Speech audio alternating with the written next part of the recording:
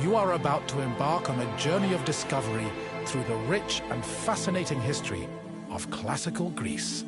You'll become fully immersed in the painstakingly detailed world built for Assassin's Creed Odyssey, which you are free to explore at your own pace, without any danger or time pressure.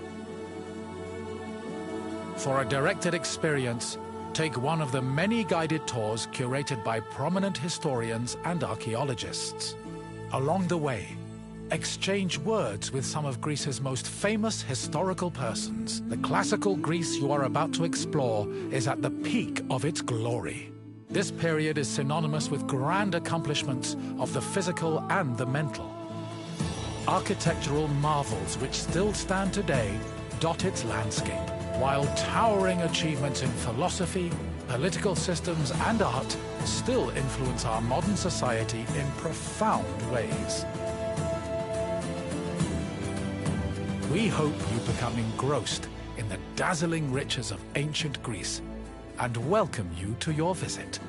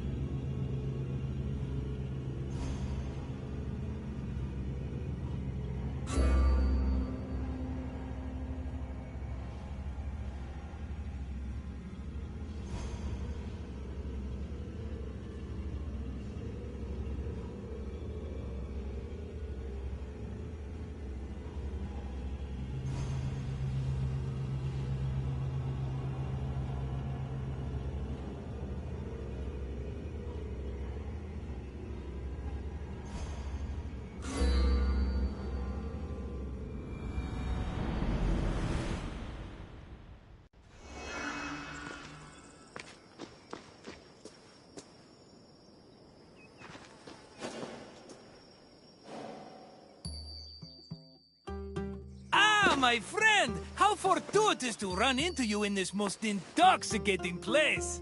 I'd offer you a drink, but, for some reason the workers won't let me borrow any of their wine. Cheapskates.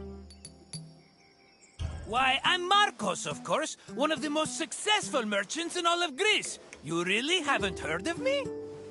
My name is known from Kefalonia to Kos. If you've ever paid money for something, I probably received a percentage. But enough about me. Let's go back to what you're doing here. You know, I once started my own wine business on Kos. It hit a bit of a snag when my investors, three brothers calling themselves the Cerberos, suddenly lost faith in me. But after they had a tragic run-in with a bloodthirsty Misthios, I was able to land on my feet. From then on, the streets of Kos overflowed with wine, and my purse overflowed with drachmi. Very sad about the Cerberus, though. Couldn't have happened to nicer people. As you can probably tell by all the grapes, this is one of Greece's many vineyards. Wine was an essential part of an important part of Greek economy. I promise I'll meet you at the end of your visit, my friend. See you soon.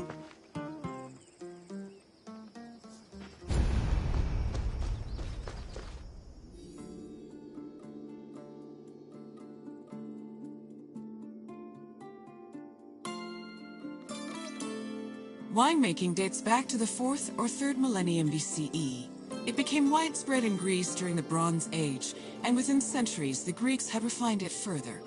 The first step in the process was always harvesting, where grapes grown on rows of vines were collected by vineyard workers. According to Homer, harvesting was often accompanied by music to give it a more festive atmosphere. Ancient Greek wine mainly came in 3 different varieties: Osteros, Glucathion, and Autokratos. It could be flavored with spices, herbs, resin, and even perfume. It was also much stronger than modern wine, with an alcohol of 16%. Because of this, the drink was mixed with water to make it more palatable.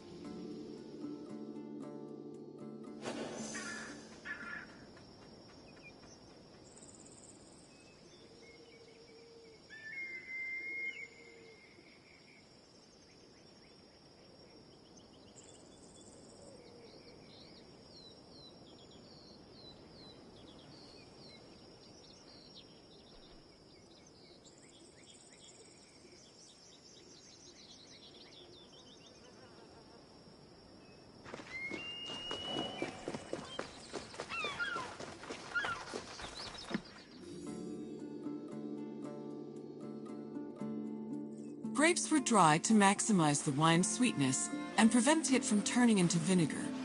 In most vineyards, the drying process involved laying the grapes out on the ground under the heat of the sun, then covering them at night to protect them from accumulating dew. According to Hesiod's poem, Works and Days, the ideal time to dry grapes was 10 days and 10 nights. When they were finally completely dried, the grapes were collected in jars, just as they are today.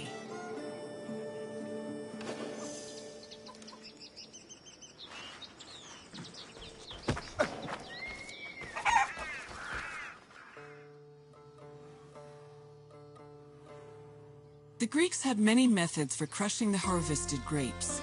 The most common technique was to use a lenos, a large treading vat where workers stomped on grapes with their feet. Alternatively, the Greeks sometimes crushed the grapes by hand using a strainer, mashed them with a mortar and pestle, or squeezed them using a tool called a sack press.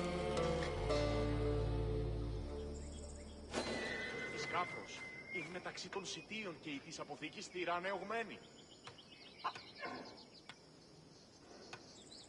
Ίσως ο Χύρος παραδίασε τη θύραν και εισήλθε, ενώ ελάμβανον τα μήλα. Ίσως μαστιγούνε. After the grapes were pressed, the resulting juice was poured into large containers called pithoi, where it fermented. Once fully fermented, the wine was filtered through an ethmos, or sack, which separated it from the residual yeast called lees. The wine was then placed in a special storage room. The room was half buried to keep it dry and maintain a consistent temperature of 15 degrees Celsius. These measures ensured the wine wouldn't lose any of its quality before being shipped to market.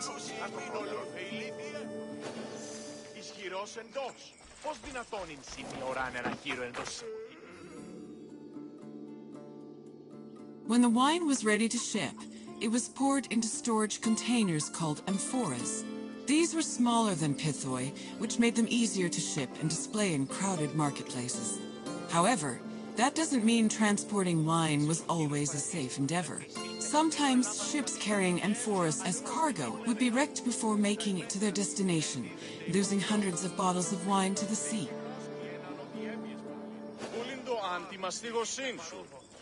Και τι οι θεοί πιστεύουσι περί ημών, αν η δούλη έφωση ψυχάς.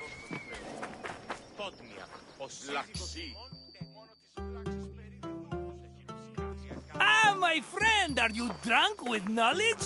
I hope you enjoyed yourself learning about all the picking, stumping, and bottling that goes into making Greece's favorite beverage. Maybe if my customers understood how hard winemaking was, they'd agree more with my perfectly reasonable prices. But let's talk about something else, yes? What else can I do for you?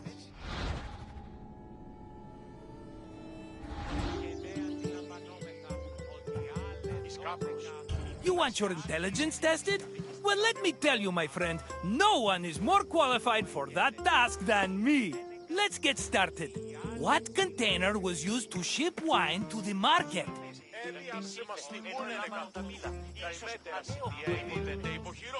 The linos was the vat where workers pressed the grape.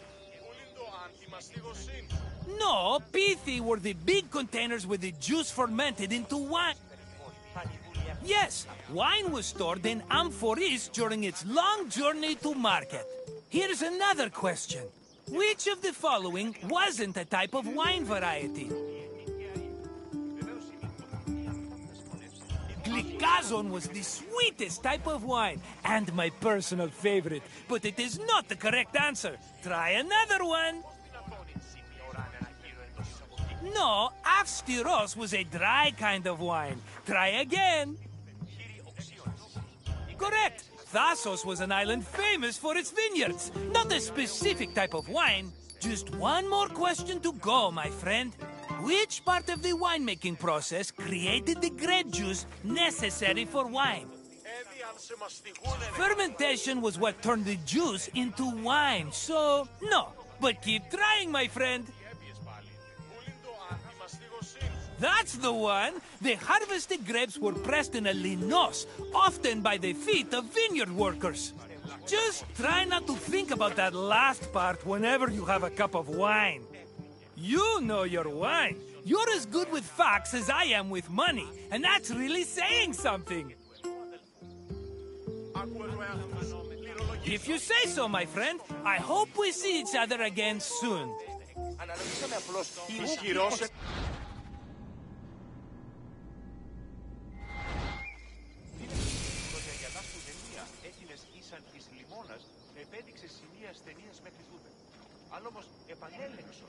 Κύριε Οξίωνες, μεταξύ των σωτίων και της αποθήκης διρανεωμένη.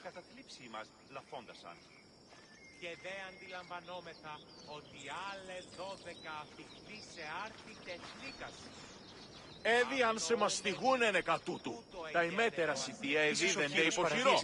Και εισήλθε, ενώ ελάμβαναν τα μήλα. Ίσως ανέοκτο υποτούτου. Ούλην το αντιμαστίγωσήν σου. Ότι τούτο το συμπεδικός απέλειπε το συζύγο ημίν 11 κεφαλάς αγελάδων. Βλαξί. Μόνο τις βλάξες περίδι δούλους έχει ψυχάς. Λυπούμεθα, αλλά ουκ ομοδοξούμε με τιμή. Και αποστελούμεν ημίν τον νεοεισπράκτορα μετ' επιστολής. Άκουε το εαυτού σου, λυρολογής φύ. Η δούλη συγκυκλούσει ημίν ολούθε ηλίθιε. Οι μίσεις των δούλων της πόλης είναι ελεύθεροι πολύ κι άλλο δεν πρέπει να ξαναπρο...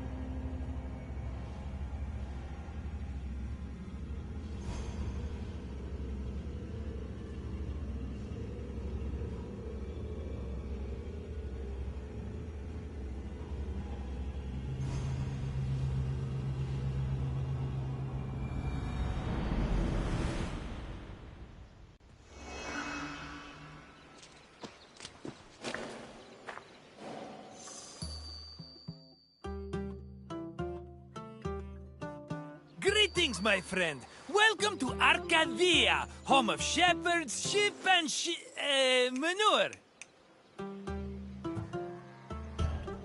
I recently made an offer to buy some nearby farmland. Unfortunately, the owner refused, based on completely unsubstantiated rumors that I once burned down 3 farms in Kos. Can you believe it? I've never burned down a farm in my life. I may have once paid someone else to do so, but I assure you, my reasons were entirely acceptable and in the best interest of everyone involved. Arcadia was well known for its sublime natural vistas. Farmers and shepherds were seduced by its beauty, and it's easy to see why. I have to leave for now, but I'll meet you again when you finish your visit. Until then, my friend!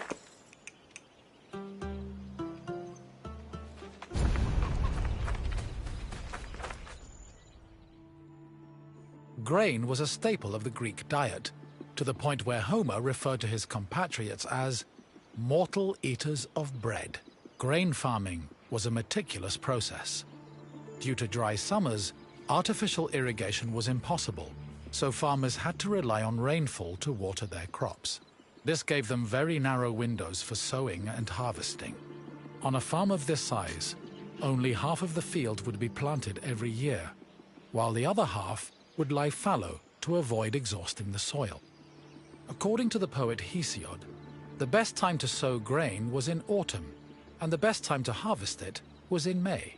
Fortunately, if farmers missed their opportunity, they also had a chance to plant millet in the spring.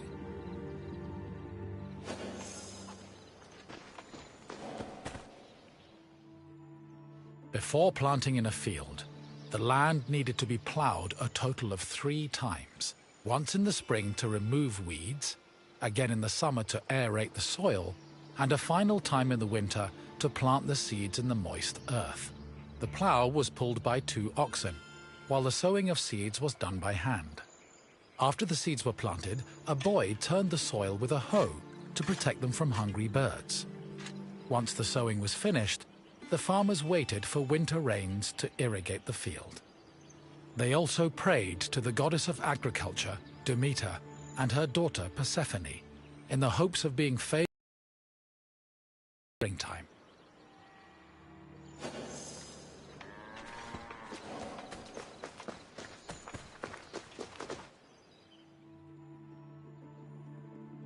Grain was harvested in the spring using a curved knife called a sickle. With their backs to the wind, the reapers cut the plant stalks and left the sheaves behind before moving through the rest of the crop. Once the harvest was mowed, the sheaves were brought to the threshing floor.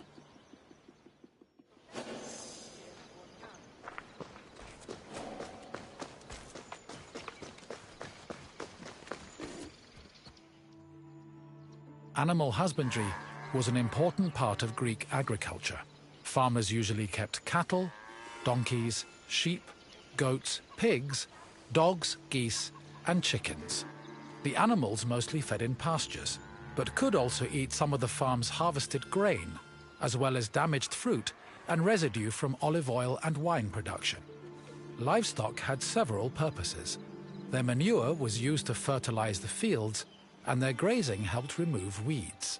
Arcadia was a mountainous region believed to be the home of the god Pan, so farmers were more likely to keep sheep and goats than cattle.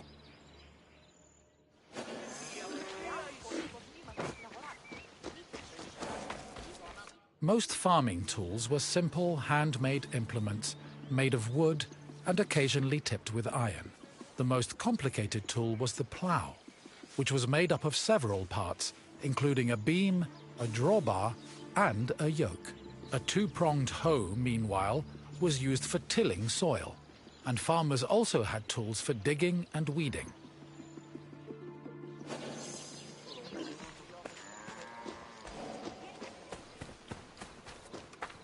After the sheaves were harvested, workers brought them to the threshing floor to extract the grain. Oxen or donkeys were hitched to a post in the center of the floor and guided around it, while workers threw sheaves under their hooves. The animals, stomping, forced the grain kernels out of their casings. Afterwards, the kernels were collected for the winnowing process. Winnowing helped separate the heavier grain seeds from the chaff. It began with using a wooden shovel to toss the grain. While in the air, the wind blew away the lighter chaff, leaving only the heavier grain. To remove the remaining chaff, the grain was tossed in a wooden basket called a lignon, which filtered the grain until only clean kernels remained.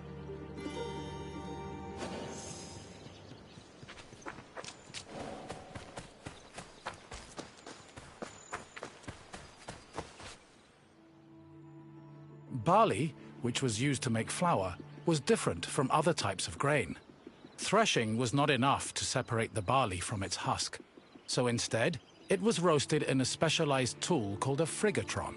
After the barley was roasted, it was pounded with a mortar and pestle. The pounded grain was then ground into a meal using either a hand mill or a hopper mill. Grinding was boring work, so workers often lightened the mood with a mill song. Once the barley was completely ground, it was sieved using a wicker basket called a koskinon, making it ready for use.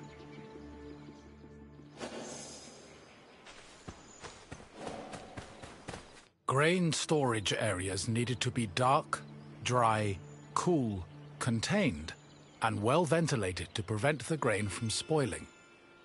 According to Hesiod, the preferred method of storing grain was in a pithos, the same container as Pandora's mythological box. Archaeological evidence suggests that Greeks may have also stored grain in small, walled structures woven from branches. Farms generally needed to store enough grain to sustain themselves for the year and seed corn for the next. Any surplus was either stored for a lean year or sold to markets for profit.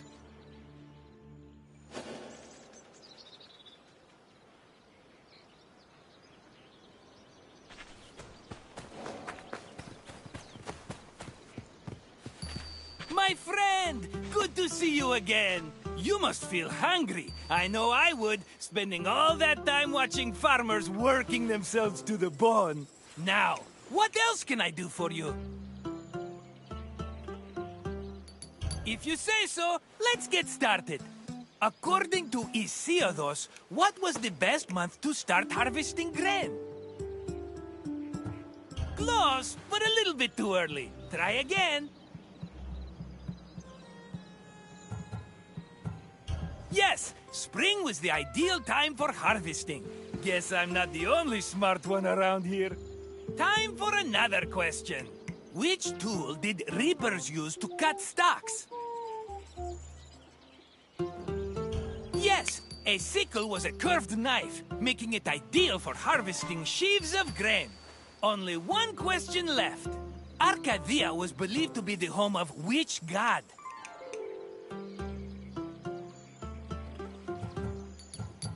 Arcadia was believed to be the home of which god? Panakia was Asclepios' daughter and didn't really have a connection to Arcadia. Keep trying though, my friend. Correct! Pan supposedly called the mountainous region his home. Incredible work, my friend. It's safe to say your mind is definitely more wheat than chaff.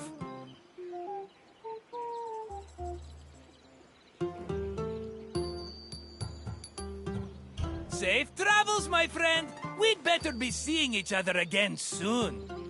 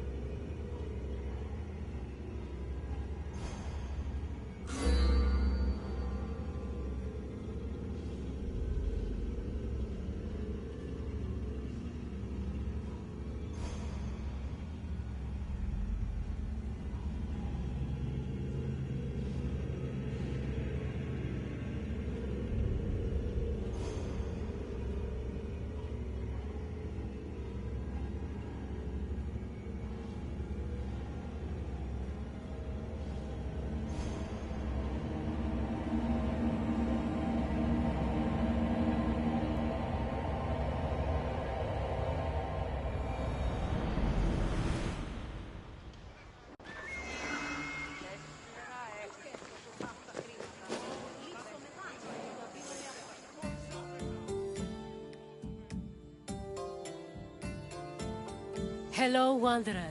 May I introduce you to the Keramikos, the kiln that warms all of Athens' pottery. My name is Aspasia. Though I am not originally from Athens, I have climbed to the top of its social ladder using my wit and intellect. I've even earned the love of Pericles, one of the most powerful men in the city. The mind truly is a beautiful thing. The art produced here is some of the most beautiful in the Greek world. I envy the potter's skills, though I'm not quite as envious of their clay-stained hands. It's bad for the nails. The Keramikos was a special neighborhood in Athens, where potters created vases and containers that stood all over Greece. This tour will take you through the elaborate process needed to turn something as simple as muddy clay into ornate perfume vases and gilded wine cups. Come find me when you complete your visit, and we can talk more about what you've learned.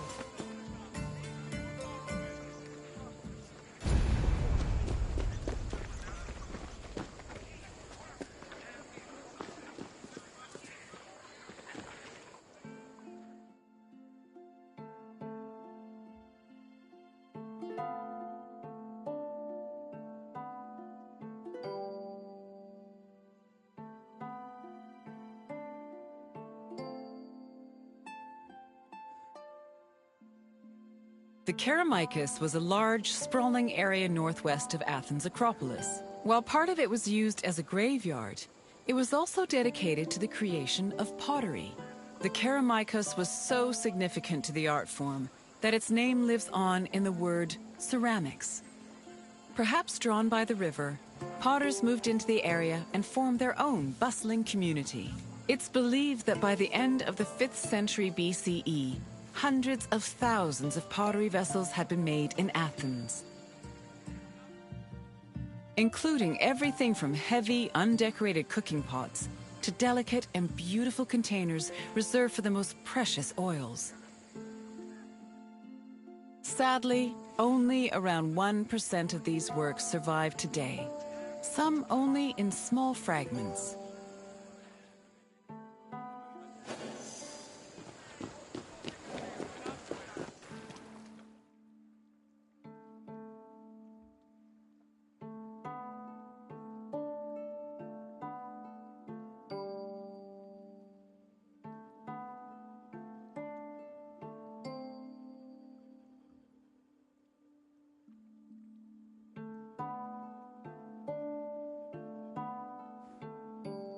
Raw clay from a river was hardly fit for a potter's wheel. Athenian potters used clay that was rich in iron, which created the distinctive orange-red coloring seen in Athenian pottery. But this high-quality clay needed to be handled carefully to avoid disasters in the kiln later on. The clay was first brought to settling beds, where it was mixed with water to wash out any organic debris like leaves. Once it was purified, workers kneaded the clay with their hands to push out air bubbles and create the texture necessary for a flawless finish. One of the goals of these early steps was to remove any impurities that could destroy a delicate design, or worse, render a vase unusable.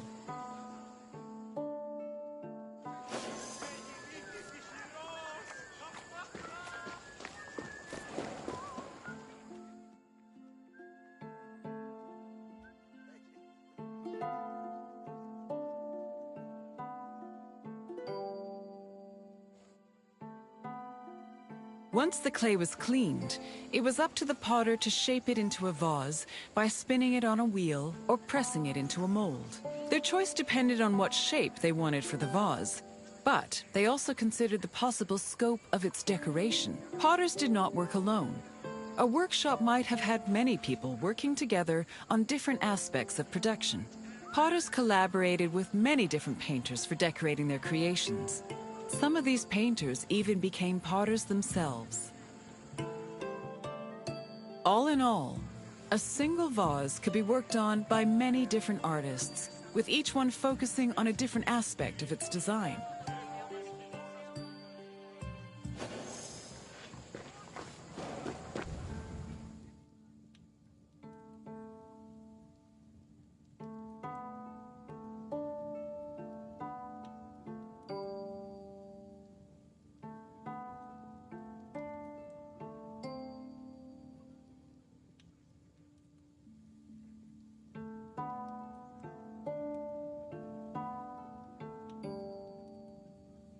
After the pots were shaped and decorated, they were packed into kilns for the lengthy and delicate firing process. The process had 3 stages: oxidation, reduction, and reoxidation. The main purpose of the firing process was to carefully manage the clay's exposure to oxygen. The chemical reactions caused by firing gave the pots their distinctive orange-red coloring. This also turned the designs made from the clay decoration slips glossy and black. The most difficult part of the firing process was managing the fires themselves. It required an enormous amount of skill and experience to properly judge the exact temperatures needed, and even the smallest mistake could ruin several hours of work.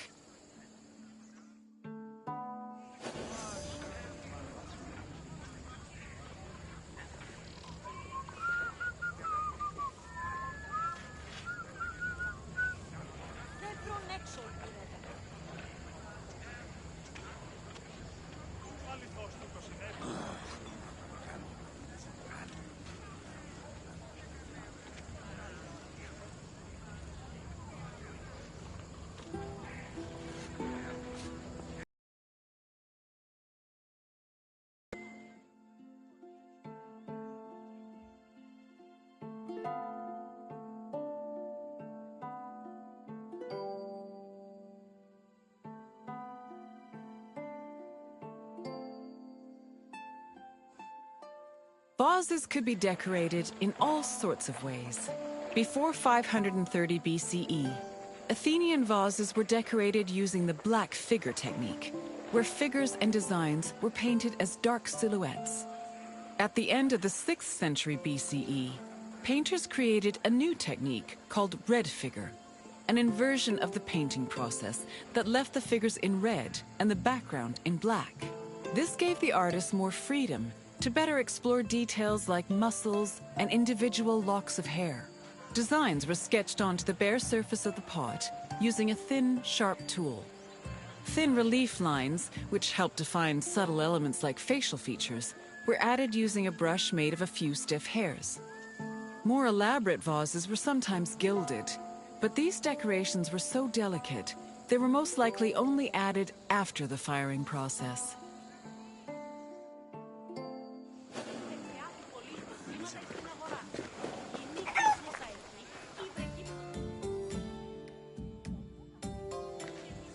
You've returned! As you can see, pottery was an arduous and delicate process, but was exemplary of the skill and craftsmanship that dominated Greek art and culture. Now, is there something else you'd like to do? Then let's get right to it, starting with an easy question. What was responsible for the orange-red color of most Athenian vases? Correct! Athenian potters worked with clay that was rich with iron, and that iron created a distinctive orange-red coloring. On to the next question. What were the chambers for firing pottery called? Correct. Pottery was fired in kilns, and the firing process was extremely precise and delicate in nature. You're almost done. Just one more question. The firing process was made up of how many stages? The firing process was not made up of 5 stages. Keep trying. No, it was much too complicated to be relegated to 1 stage. Try again. Correct. The 3 stages of the firing process were oxidation, reduction, and re-oxidation. You know your pottery. Well done, Wanderer.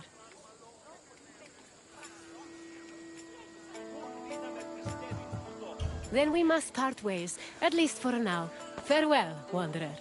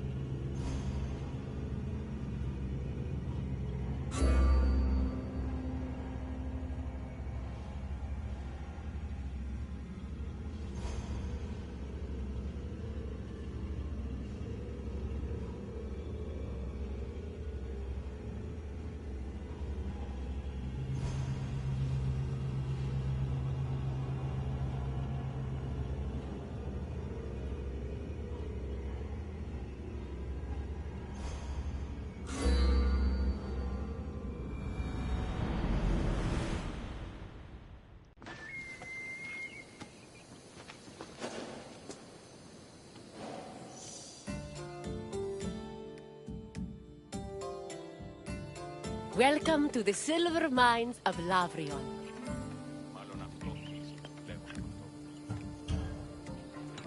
The mines make me nervous. All those fumes can't be safe to inhale day in and day out. The Lavrion silver mines were discovered between Thorikos and Cape Sunion, near Athens. They were rich in the mineral galena and provided Athens with much of the silver necessary to mint its currency. Because of this, the mines were invaluable to the city, and the resources they provided helped turn Athens into one of the most powerful states in Greece.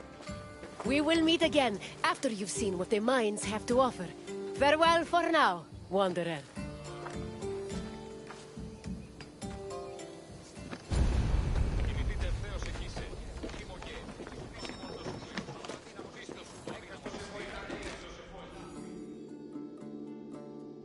Silver mines were extremely rare in ancient Greece, which only increased their importance.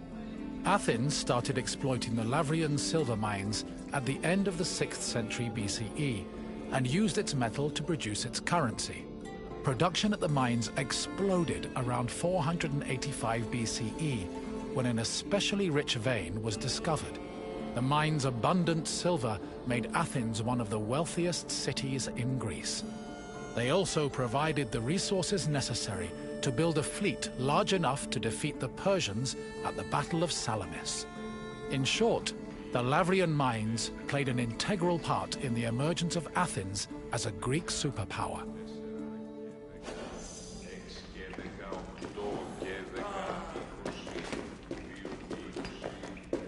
Exploiting the mine's resources required a lot of labor. To meet this requirement and save on cost, Athens leased out mining concessions to its citizens, who had their slaves to do most of the work, alongside poor day laborers. In the 5th century BCE alone, there were anywhere from 10,000 to 30,000 people toiling in the mines of Lavrion. Together, the workers managed to produce an estimated 20 tons of silver per year.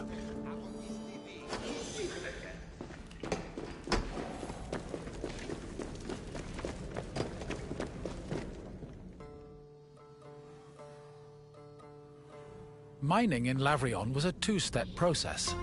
First, the ore was extracted, and then it was refined. It took about 16 kilograms of raw ore to produce a single pure silver drachma of about 4 grams. Recovered artifacts from the mines provide some insight into the specifics of the mining process. Galleries were dug to follow the veins of ore. They were small and did not offer much space for the workers.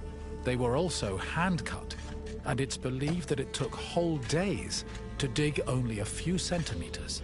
Once the galleries finally reached the veins, the ore was extracted and then crushed on mortar stone to prepare it for washing.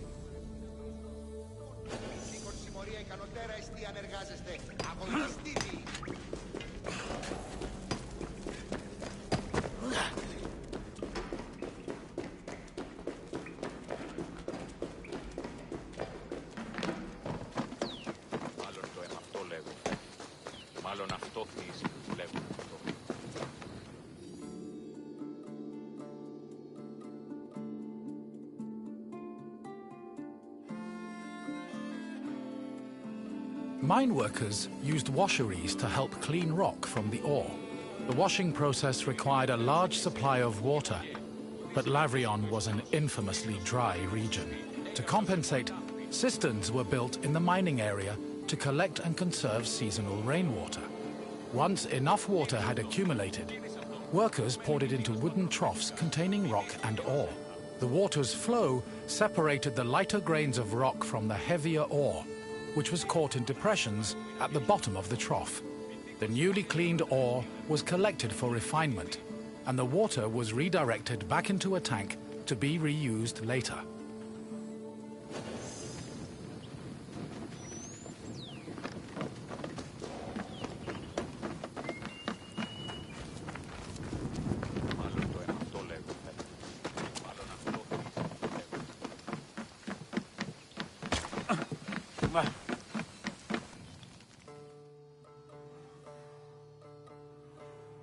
Once the ore was clean and dry, it was ready for smelting.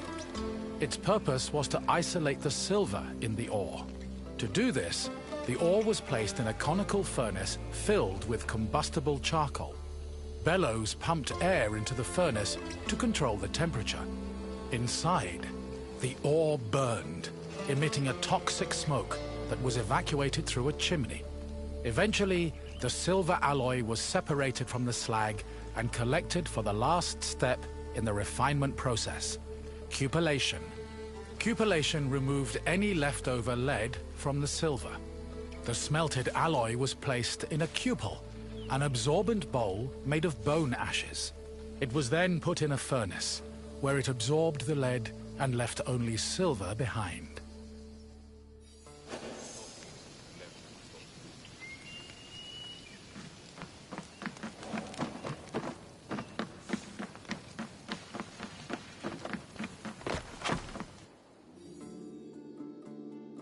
While the mines of Lavrion belonged to Athens, the city frequently leased them to private citizens, who exploited the site for anywhere from 3 to 10 years.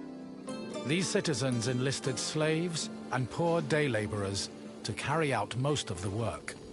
The workers had a very low life expectancy, about 3 to 5 years, due to the hazardous working conditions.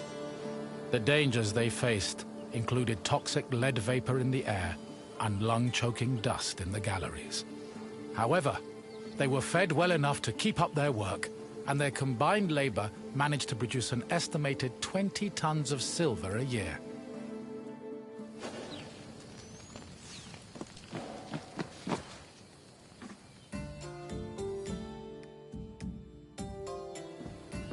I hope you enjoyed your trip through the mines. We talk so much of Athens' glory, but we often forget the city's power was due to tremendous amounts of work. Work that often had a great human cost. What else would you like to do? Excellent. Let's begin. What was the last step in the silver refinement process? Washing the ore was done shortly after its extraction, but it was still early on in the process. Try again.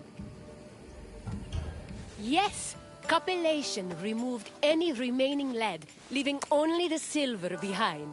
Now, for the second question. How did workers acquire water for the ore washing process?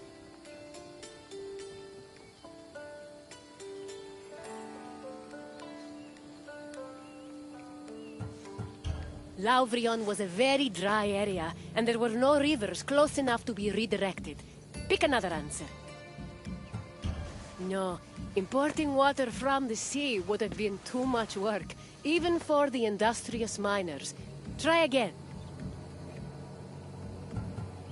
If they did beg Poseidon, their pleas fell on deaf ears because no such well existed. Try a different answer.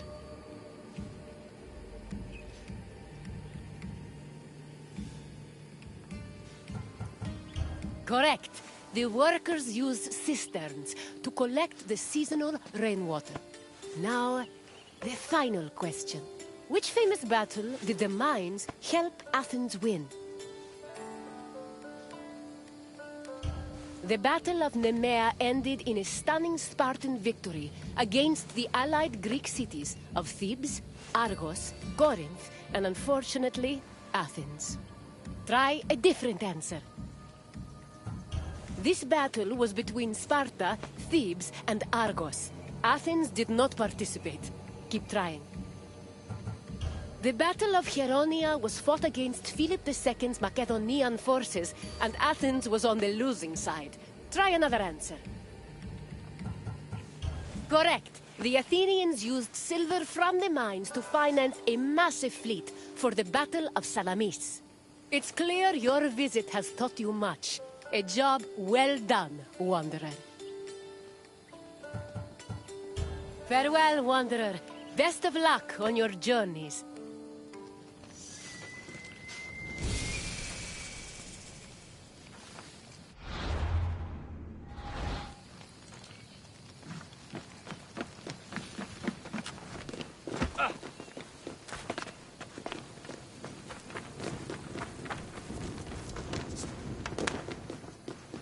Μάλλον το αίμα αυτό λέγω φεύγει.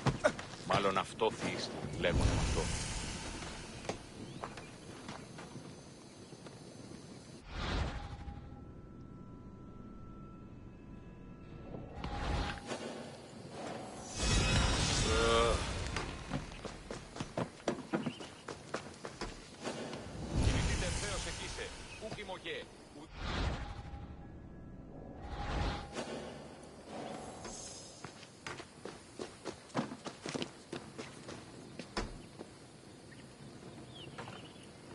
Κίνησε αυτόν.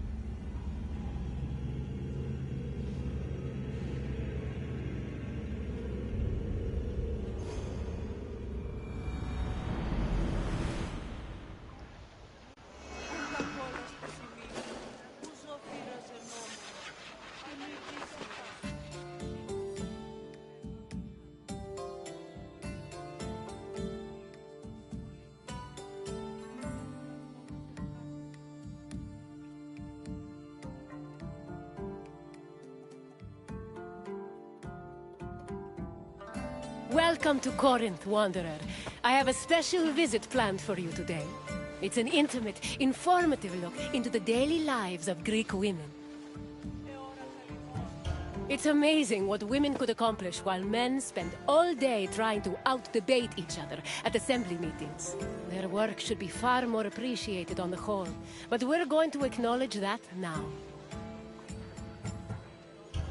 Corinth was one of the largest cities in ancient Greece. It had an estimated population of 90,000 in my times, and much of that population was made up of women. This tour will shine a light on those women and look at how they lived on a day-to-day basis. Look for me when you're done with your visit, and we can discuss things further.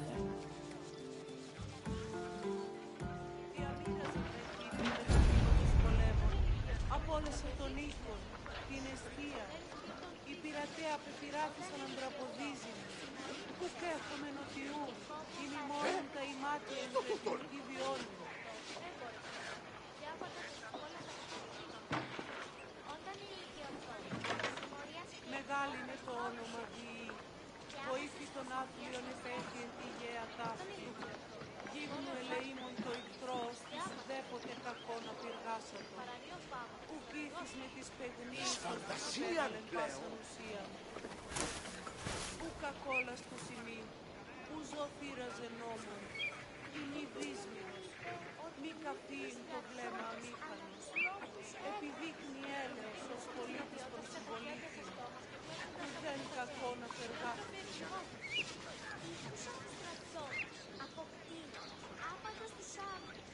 Εκλιμότο επειδή ο αρθοποιός του προδεύει και το οφθανίον αυτού. Εκλιμότο επειδή είναι ήθελον, ενωμένος, ο ανάλγητον παίρνει, ο εσύ εμπέζουση πάνω φέρνει. Άδικον εστί! Πιστεείς προελέγην των γεγονέν ευτοχών παραδειγματισμού Τι γίνεται! Εώρα καλυμών, αποστασία, αυτά τα τέκνα εκτίθονται εις το πύρ.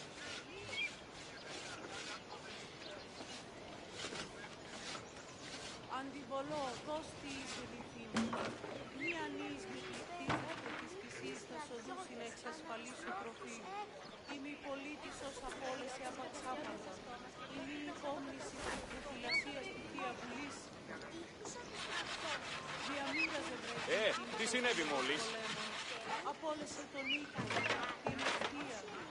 Η πειρατέα που πειράχησαν αντραποδίζει. Ουκ έχουμε νοτιού, ή μη μόνον τα ημάτια εν το επιλογή βιώνει.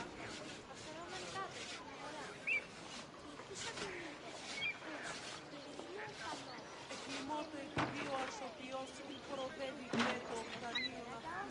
Εκλιμότο επειδή είναι ύπνον, ενωμένον, ο ανάλγητον παίρνει, ο ηχθεί εμπέζουση πάνω θέμα. Της θεής προελέλυντον γεγονέν ευτοχών παραδειγματισμού Έχετε η εντιμότατη των πολιτών πίσονται. Εώρα καλυμών, αποστασία, αυτά τα τέκνα εκτίθονται εις το πύρ.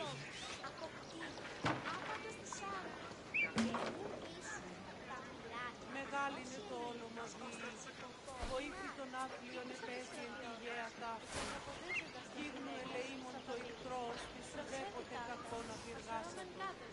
Που κήθεις με τις παιγνίες ως της επέβαλεν πάσαν ουσία. Ου κακόλας του σημεί, ου ζωθήρας Ποιος εμέ περιπέζει? η μη δύσμηρος, μη καφίν το βλέμμα αμήχανος. Επιδείχνει έλεος ως πολίτης προς συμπολίτη, που δεν κακό να περγάστηκε.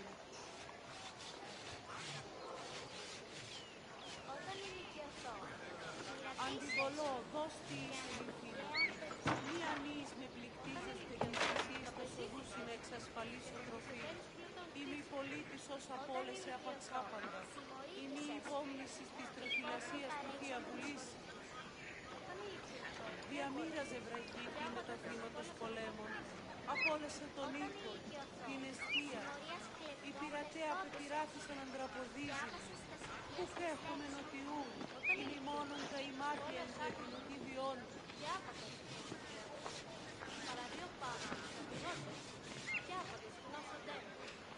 Μεγάλη είναι το όνομα Διή. Βοήθη τον άθλιον επέφη εν τη γέα ταύτη. Γίγνου ελεήμων το ηχθρός, της ουδέποτε κακό να πυργάσατε. Ουκ ήθισε της παιγνής, ως της επέβαλεν πάσαν ουσίαν. Της θεής προελέλυντο με γεγονέν επτοχών παραδειγματισμού έλεγα. Έτσι δε η εντιμότατη των πολιτών πείσονται. Εώρα καλυμών, αποστασίας, αυτά τα τέκνα μου, εκπίπτονται εις το πύρ.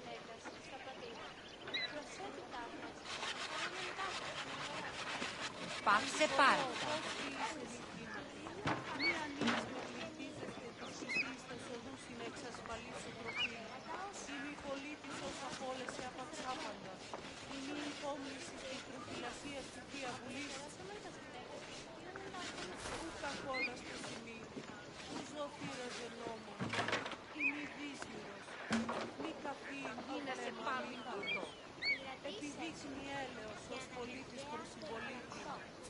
Ουδέν κακό να περγάστη. Ούν δύναμε πιστεύει τούτο. Εκλιμώτο επειδή ο αρθοποιός της προδέχτηκες των κτανίων αυτού. Εκλιμώτο επειδή είναι ίσιμο, ενωμένο, ο ανάλυτον Τι γίνεται? πάνω σέλνη.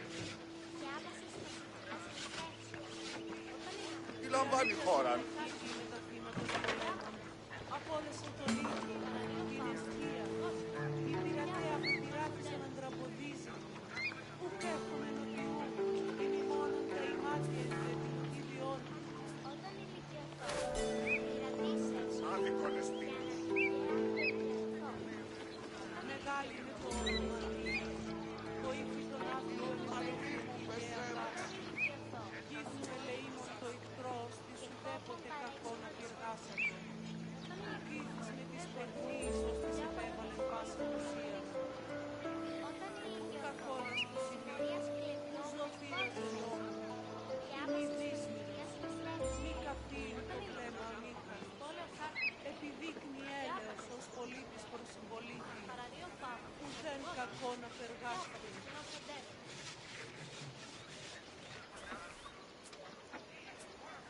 Εκλιμώτο επειδή ο αρτοποιός του προδεύει και το κτανίον αυτού.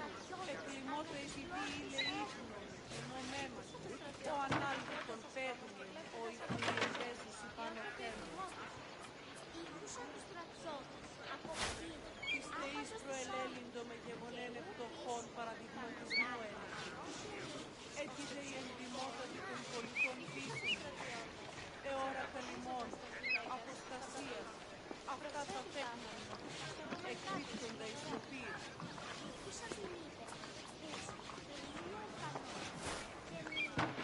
Αντιβολώ, δώστε εις ενηθήματι. Μη ανείς με πληκτίζεστε της φυσής τας οδούς είναι εξασφαλίσου τροφή. Η μη πολίτης ως απόλεση απαξάπαντα. Η μη υπόμνηση της προφυλασίας του Θεία Βουλής. Διαμήραζε βραχίτη με τα θύματος πολέμων. Απόλεσε τον οίκον, την αιστεία.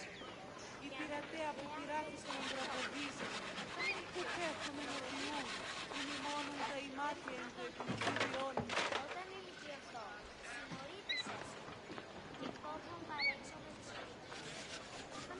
Μεγάλη είναι το όνομα Διή. Βοήθη τον άθλιον επέφη εν τη γέα ταύτη. Γίγνου ελεήμων το ηχθρός, της ουδέποτε κακό να περγάσατε. Ουκ ήθισε της παιγνής, ως της επέβαλεν πάσαν ουσία. Της θεής προελέλυντο με γεγονέν επτοχών παραδειγματισμού έλεγε. Έτσι δε η εντιμότατη των πολιτών πείσονται. Εώρα καλυμών, αποστασίας, αυτά τα τέκνα μου, εκπίπτονται εις το πύρ.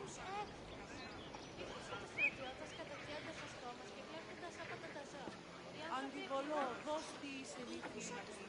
Μη ανείς με πληκτίζεστε της φυσής τας οδούς είναι εξασφαλίσου τροφή. Η μη πολίτης ως απόλεση απαξάπαντα. Η μη υπόμνηση της εμφυλασίας του Θεία Βουλής. Διαμοίραζε βραχίτη με τα θύματα πολέμων. Απόλυσε τον ήχο τους, την αιστεία. Οι πειρατέ αποπειράθησαν αντραποδίζουν. Ουκ έχουμε νοτιού, είναι μόνον τα ημάτια εν το εθνικού βιώνει.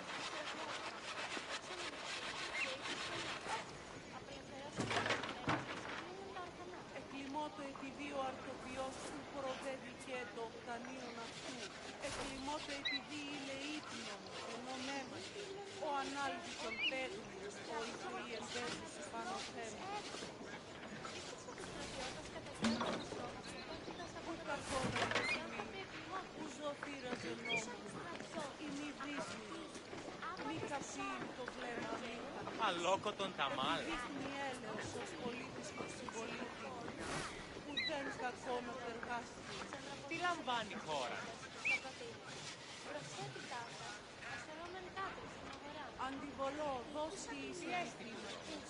Μη ανίσμη πληκτίζεστε της θυσίστας όσους είναι εξασφαλίσω τροφή. Η μη πολίτης ως απόλυση απαξάπαντο. Η μη υπόμνηση της προφυλασίας του Θεία Βουλής. Της θεής προελέλυντο με γεγονέν φτωχών παραδειγματισμού έλεγε. Έτσι δε η εντιμότατη των πολιτών πίσονται. Εώρα καλυμών, αποστασία, αυτά τα τέκνανη, εκπίπτονται εις το πύρ.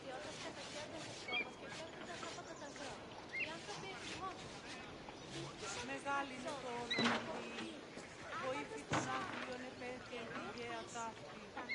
Γίγνου ελεήμων το ηχθρός, της ουδέποτε κακό να πυργάσατο. Που κοίθεις με τις παιγνίες, ως της επέβαλεν πάσαν ουσία. Διαμοίραζε βραχίτη με τα θύματος πολέμων. Απόλυσε τον ήχο, την αιστεία. Οι πειρατέ απεπειράθησαν αντραποδίζουν. Πού έχουμε νοτιού, είναι μόνον τα ημάτια εν το εθνικού βιώνει.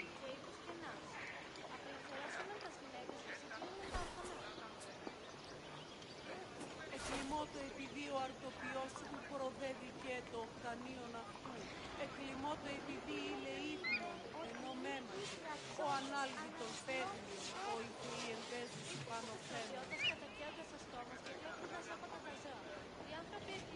Πού κακόλας του σημείου, πού ζωφύραζε νόμον. Η μη δύσμηρος, μη καφήν το βλέμμα αμήνας. Επιδείχνει έλεος ως πολίτης προς συμπολίτη, που δεν κακό να περγάστηκε.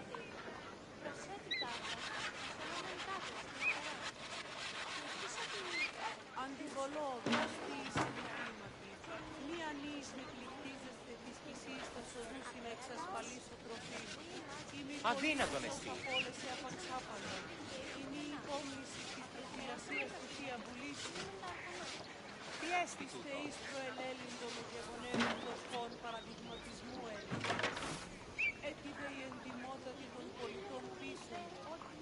Εώρα καλυμών, αποστασία, αυτά τα τέκνανα, εκπίπτονται εις το πύρ.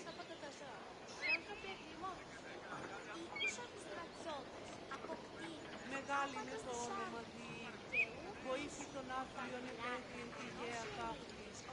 Γίγνου ελεήμων το ηχθρός, της ουδέποτε κακό να πυργάσατε. Του πείθεις με τις παιγνίες Το άδικον εστίν. Διαμοίραζε βραχίτη με τα θύματος πολέμων. Απόλυσε τον ήχο, την αιστεία. Οι πειρατέ απεπειράθησαν αντραποδίζουν.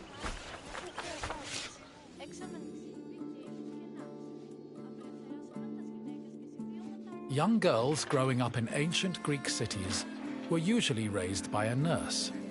They mostly stayed in the women's quarters of the house, the gunaikon, where they spent their time spinning threads and weaving. While there is not much historical evidence of young girls at play, especially compared to boys, it was still known to happen. For example, an ancient terracotta group depicts two girls playing ephedrismos. This was a competition to see who could strike an upright rock from afar using a pebble or ball. The game's loser had to close their eyes and carry the victor until they managed to touch the same rock with their hands.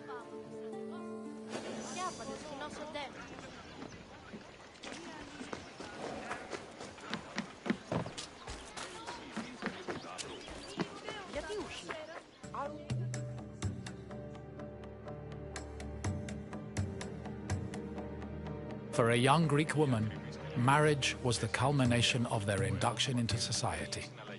The average life expectancy for women was about 40 years, so most marriages took place when the bride was 14 or 15 years old. The marriage did not require her consent either. Instead, she was passed on from the protection of her father to that of her husband. Married women were not technically citizens at the time and lacked the rights that came with official citizenship. However, they did receive a dowry that only they were allowed to spend, but in the event of a failed marriage, the dowry was returned to the bride's father. After the marriage was consummated, the woman's status changed from being a maiden to a bride. She remained a bride until the birth of her first child, wherein she officially became a woman.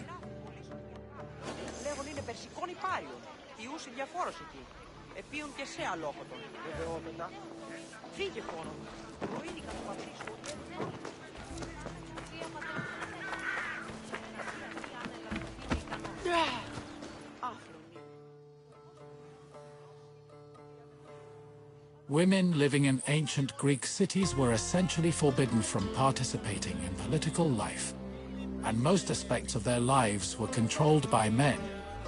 Their most important responsibilities were running the household and giving birth to children, preferably boys.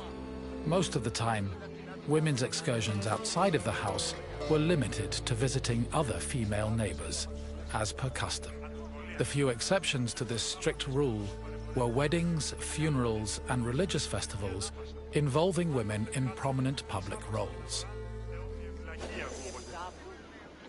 Προείπων Σιπεριαγγείων, την ατούτων δίνεντο ανεσπασμένα, αλλά όμως ιδέτα τιμάς.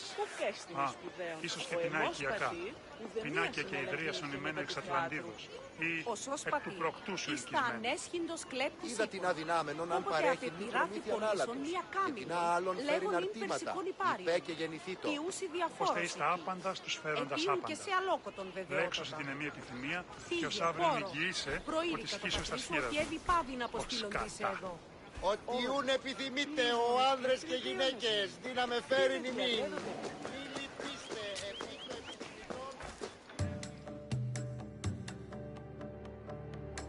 Making textiles was the main occupation of most Greek women. It was a woman's responsibility to manufacture clothing for each of her family members, as well as to weave other household textiles.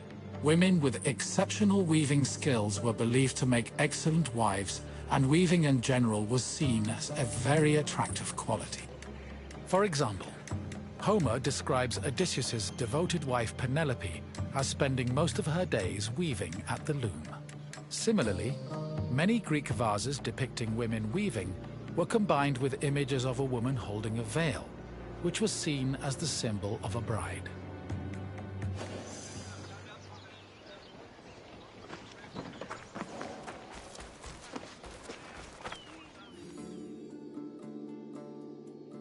Ancient Greek women cooked in their house's kitchen area. However, since their cooking equipment was small and portable, they also sometimes prepared meals in the central courtyard. This was also where women performed other domestic activities. These activities were rarely seen by visiting men or passers-by, because the architecture of classical Greek houses facilitated the social norm that women should never be seen at work.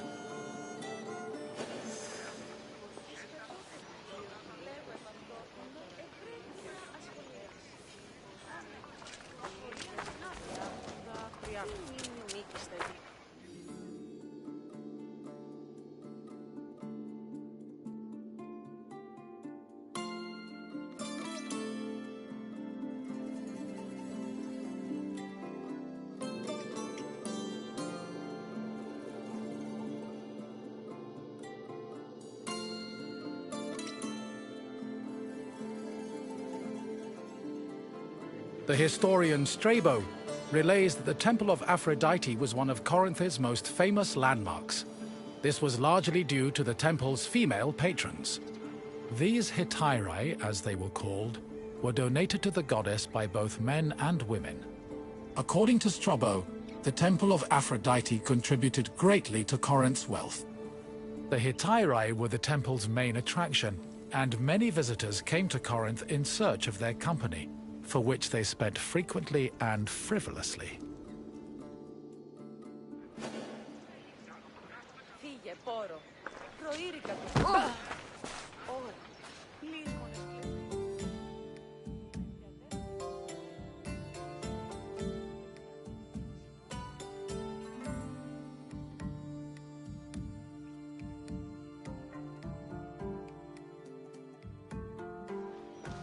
Hello again, Wanderer. I hope your visit was an interesting one. Greek women lived very restricted lives compared to men, but throughout it all, they held on to their strength and dignity. Is there anything else you'd like to do? Feeling up for a test? Excellent! Let's begin with an easier question. What was the name of the women's quarters in a Greek home?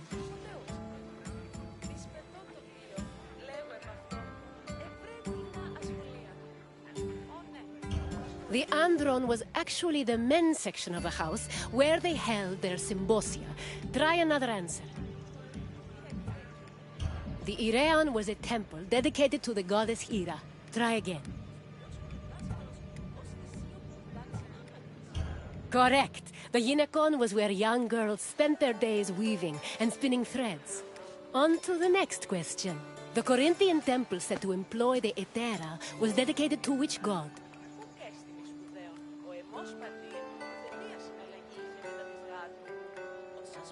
Correct. Aphrodite was the goddess of love and passion, so it's only fitting her temple served such an amorous purpose. We're almost done. Just one more question. What was the name of Odysseus' wife? Clytemnestra was the wife of King Agamemnon of Mycenae. Try again.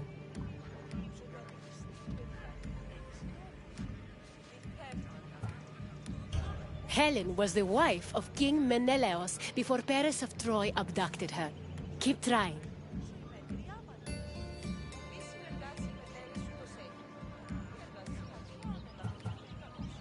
Yes, Penelope was Odysseus' loyal wife, who kept at her weaving while waiting for her husband to return from war. You passed the test, Wanderer. Congratulations.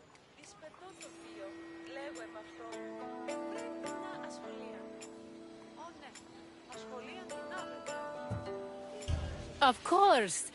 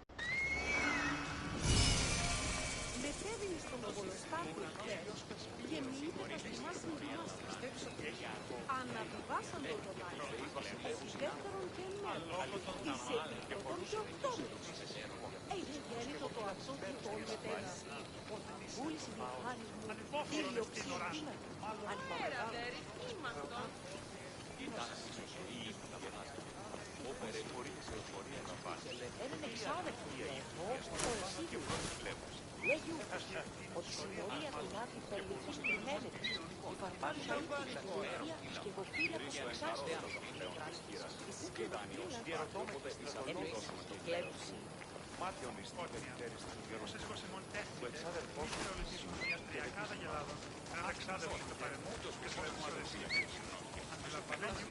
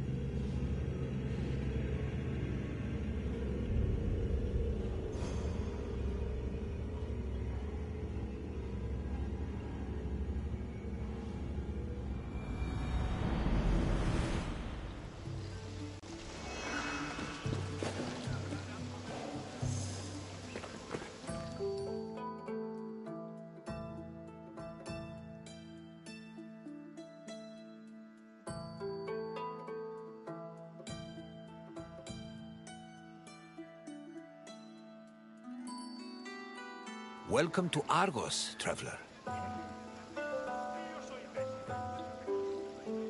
My name is Herodotus, and I am a traveler from Halikarnassos. I retrace the cause of various events, such as wars and great calamities. I describe what I see and record what I'm told. all with the aim of providing a better understanding of why these things occur. Look for me to introduce you to many sites. I have always admired the dedication of Greek metalworkers. Without them, we would not have the inspiring monuments that stir the hearts of Greek citizens everywhere. This is Argos, one of the oldest cities in Greece. The Argives were an ingenious people famous for innovations in areas like military tactics. However, what they were most renowned for was their metallurgic artistry, especially with bronze. I hope you enjoy yourself. Look for me at the end of your visit.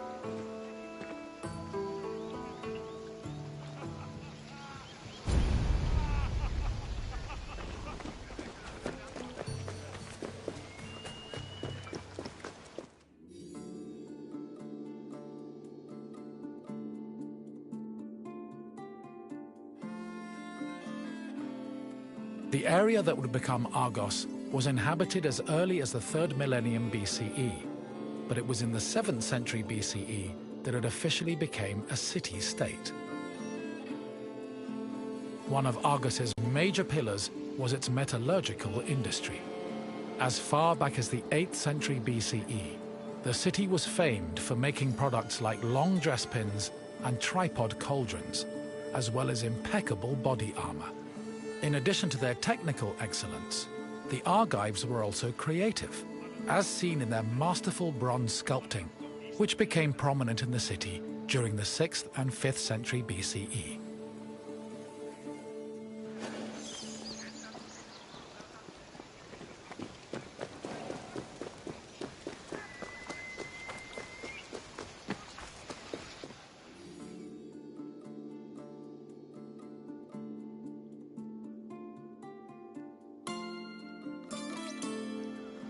Bronze is an alloy composed of 90% copper and 10% tin. Because of this, copper and tin needed to be smelted and combined to create the material needed for sculpting. After the bronze alloy was formed, it was melted in special furnaces. They required a tremendous amount of fuel and were usually supplied with charcoal made from specific types of wood. It's possible they were also coated with a protective lining of clay, which would have been sensible given the melting point of bronze is approximately 950 degrees Celsius. Once the bronze was melted and collected, the furnaces were dismantled and dumped.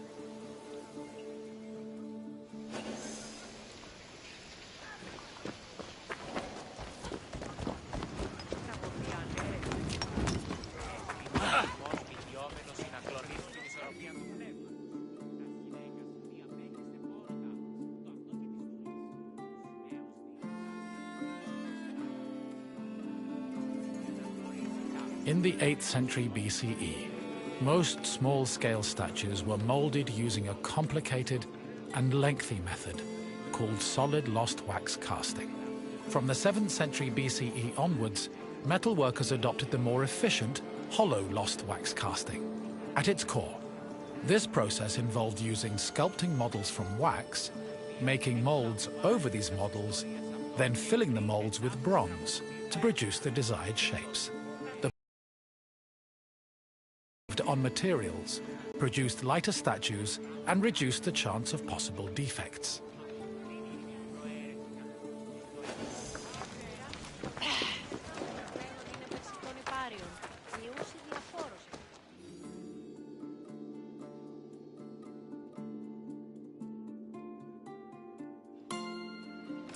Once all the pieces of the sculpture were molded, they were welded together and subjected to the cold working process. This process involved repairing the sculpture's flaws by filling any holes and cracks with specifically measured bronze patches. Afterwards, the sculpture was scraped, chiseled, and polished until it was deemed satisfactory. Decorative details like hair, eyebrows, and mustaches were added with the use of a sharp tool. Eyes, which could be inset with ivory, glass, or silver, were attached to their sockets using a resinous kind of glue. Teeth and fingernails were inlaid with silver, and lips and nipples with copper. These small touches added color and contributed to the sculpture's lifelike appearance.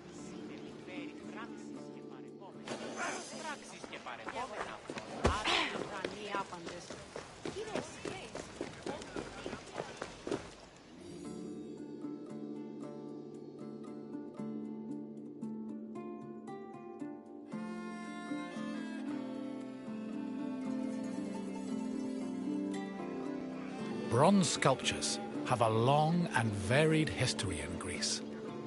During the geometric period of 900 to 700 BCE, the sculptures mainly depicted idealized heroes, charioteers, and horses, and most of them were dedicated to sanctuaries.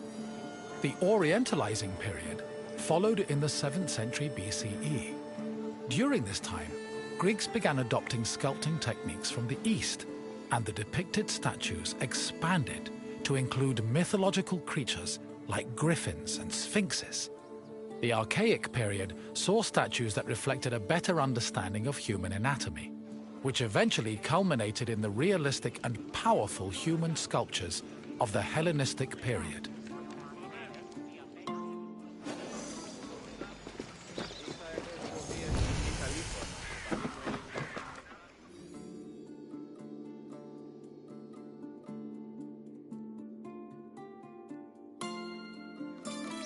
Argos was the home of Polykleitos, one of the most famous sculptors in ancient Greece. His works, like the Doryphorus and Diadomenos, as well as his treatise on sculpting called the Canon, had a massive impact on the art as a whole, particularly in regards to ideal body proportions.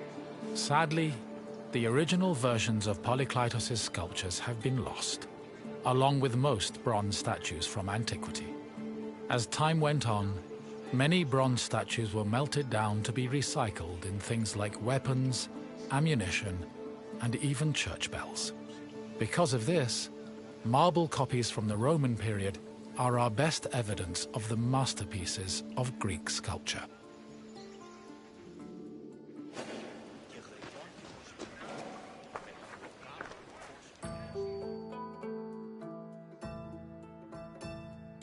I see you have completed your tour. I trust you have a new appreciation for Greek sculptures after learning of the heart and soul that was poured into each step of their creation. Now, what else would you like to do? Then let us dive right in. Here is your first question.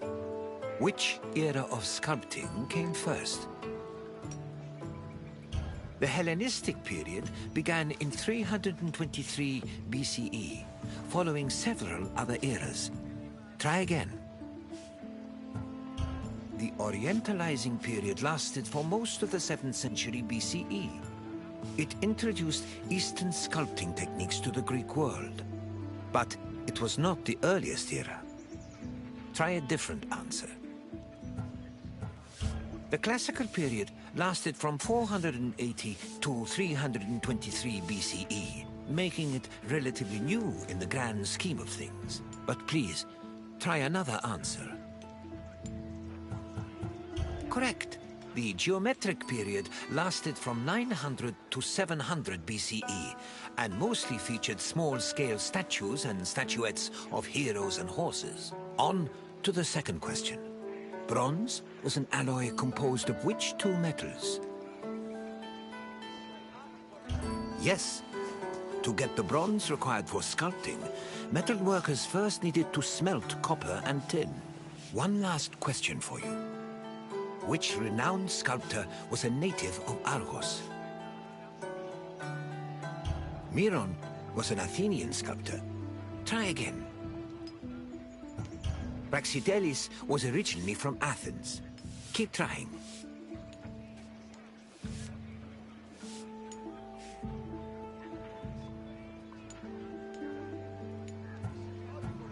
Yes, Polykleitos was based in Argos and had an enormous impact on the art of sculpting. You've done well, traveler. Your knowledge of metalwork is astounding.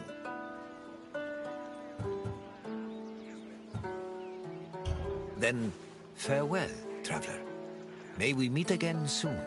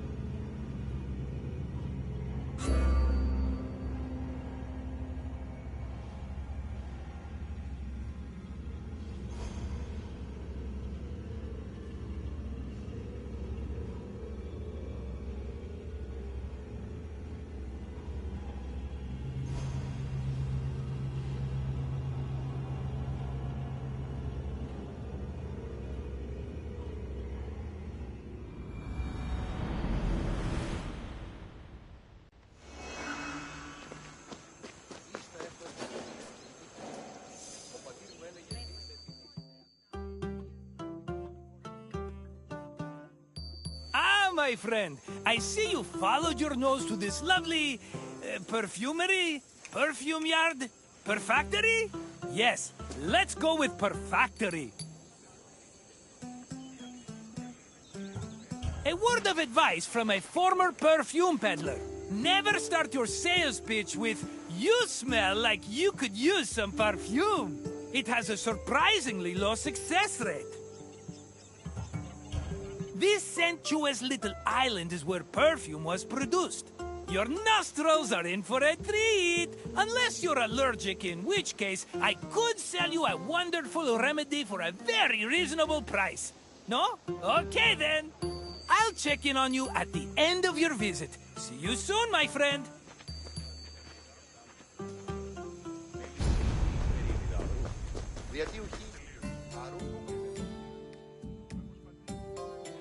Perfume-making techniques were invented and perfected in Mesopotamia and Egypt, beginning in the 4th millennium BCE. By the time of the Mycenaean era, perfume played an important role in the Greek economy. Mostly reserved for kings, priests, and aristocrats in the beginning, it later became more widely available during the classical and Hellenistic periods. Greeks used perfume for more than just personal cosmetics. It also had sacred uses. For example, cults would sometimes anoint their god's statue with perfume, and it was also used during rituals like weddings and funerals. Food and wine could also be scented with perfume to add to a meal's presentation. The art of making perfume was part of medicine and pharmacology, and physicians devoted entire books listing the best perfume recipes.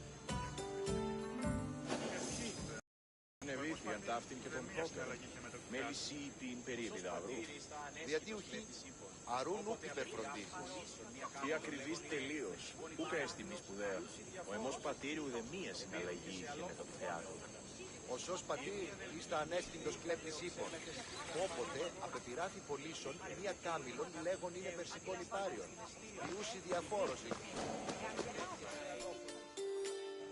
Perfume is made up of two main components: a greasy substance called an excipient, like vegetable oil or animal fat, and an odorous substance such as flowers and plants. For ancient Greeks, the most common excipient was olive oil. According to Theophrastus, however, the most valuable oils were those extracted from nuts in the Syrian and Egyptian deserts. The odorous ingredient could be taken from a variety of sources. These include flowers like roses or lilies, herbs like oregano, spices like saffron, resins like amber, and leaves from plants. Some fragrances were also imported from outside of Greece, like Indian cinnamon and Syrian frankincense. These exotic scents were considered exceptionally precious.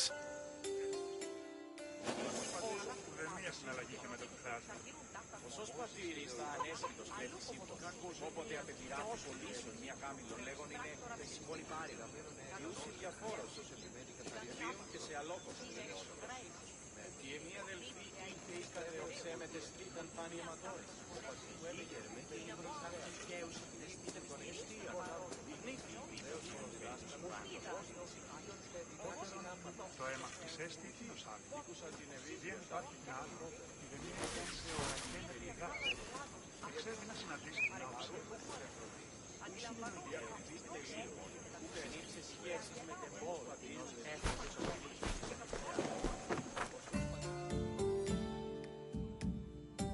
Mixing scent into the fatty excipient was called enfleurage, of which there were two methods. If the flower being used for the scent was fragile, the preferred method of extraction was cold enfleurage, which required an oil-soaked cloth. First, the cloth was rubbed against the flower's petals, saturating the oil with the scent. Then, the cloth was pressed to wring out the scented oil. Hot enfleurage involved heating the excipient before mixing in the scented substance.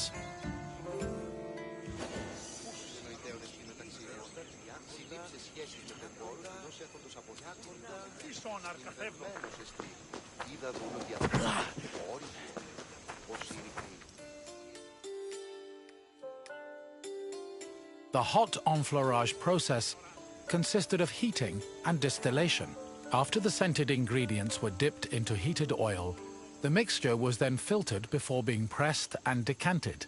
Once the mixture was complete, spices, coloring agents and fixatives were added, along with preservatives to prevent the perfume from spoiling. Finally, the liquid was hermetically sealed in bottles, ready to be shipped to market.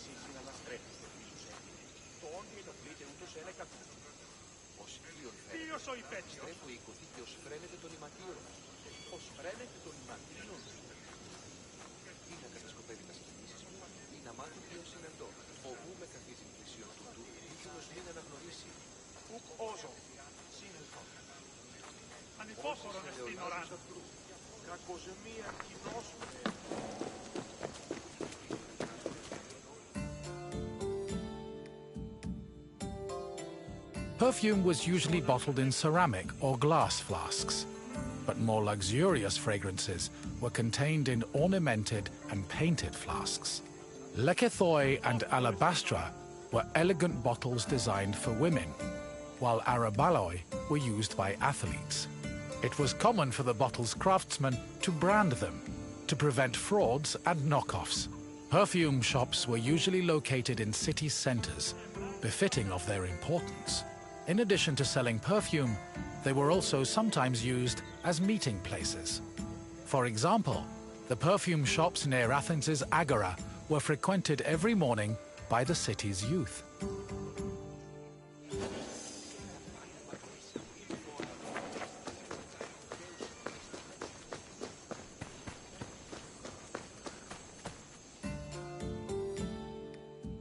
The main purpose of perfume was to attract members of both the opposite and the same sex.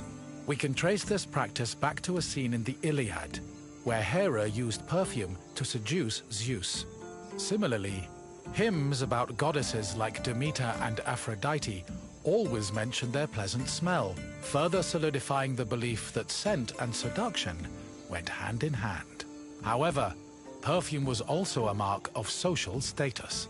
Athletes covered themselves in perfumed oils during their training and at symposia, and citizens were judged based on how anointed, shiny, and perfumed their bodies were.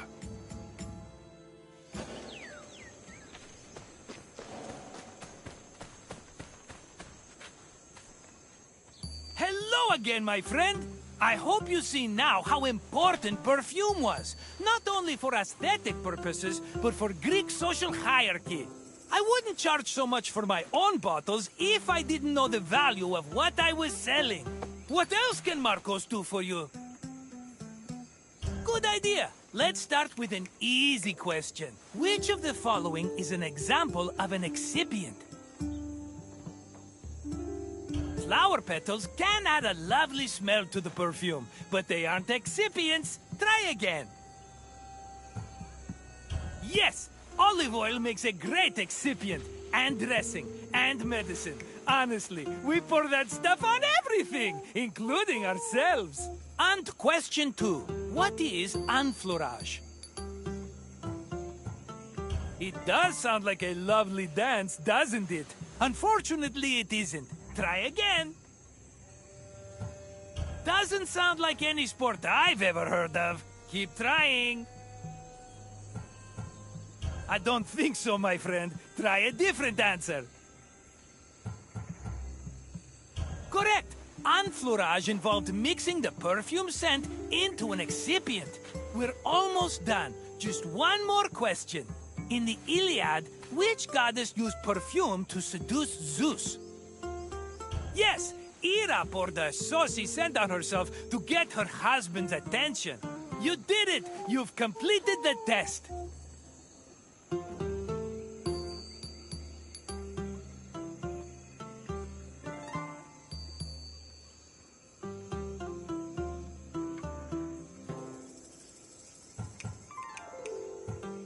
If you say so, but I have a feeling we'll run into each other again soon. Farewell!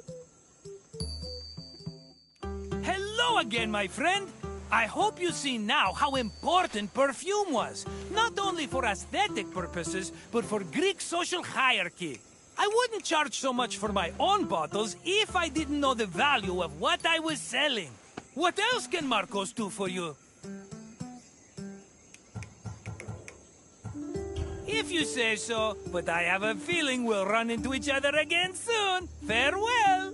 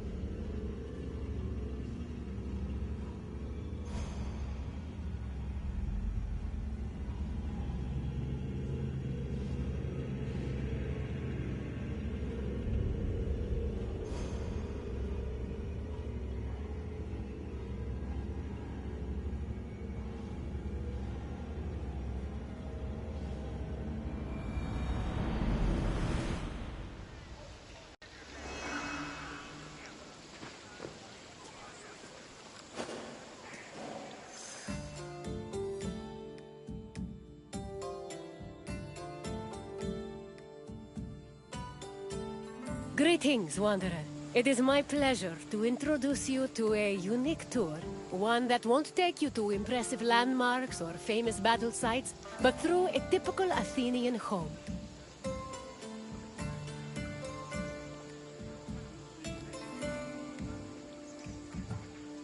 If Olympus is Zeus's sanctuary, then my house is my own.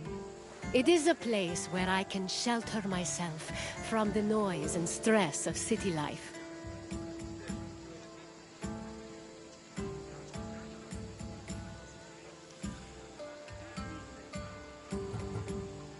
For an outgoing people like the Greeks, the house was a refuge of privacy. Inside, they could escape from the constant demands of civic life to enjoy the simple pleasures of family life. Look for me when you are done, and we can discuss the things you've seen. Farewell for now.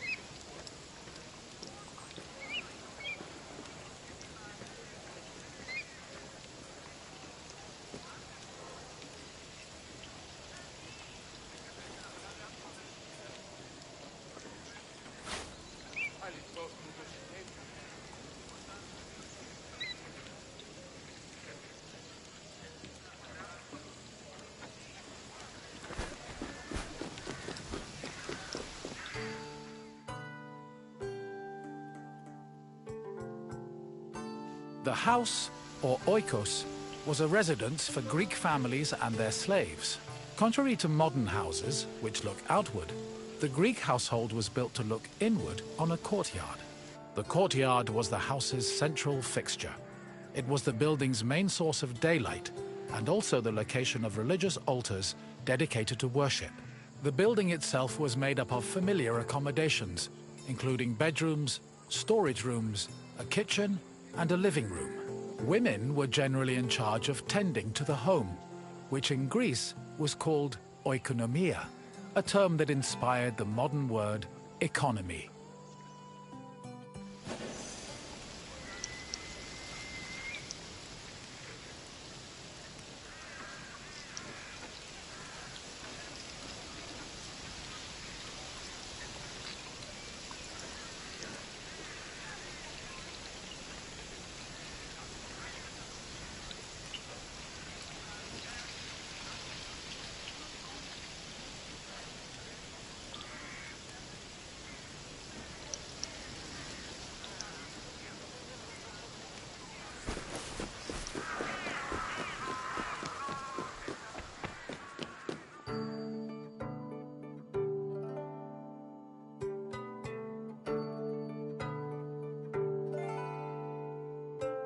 A pasta was a corridor that connected a house's courtyard to its residential section. Archaeological evidence from the city of Olynthos reveals that pastas were added to Greek home design in the 5th century BCE.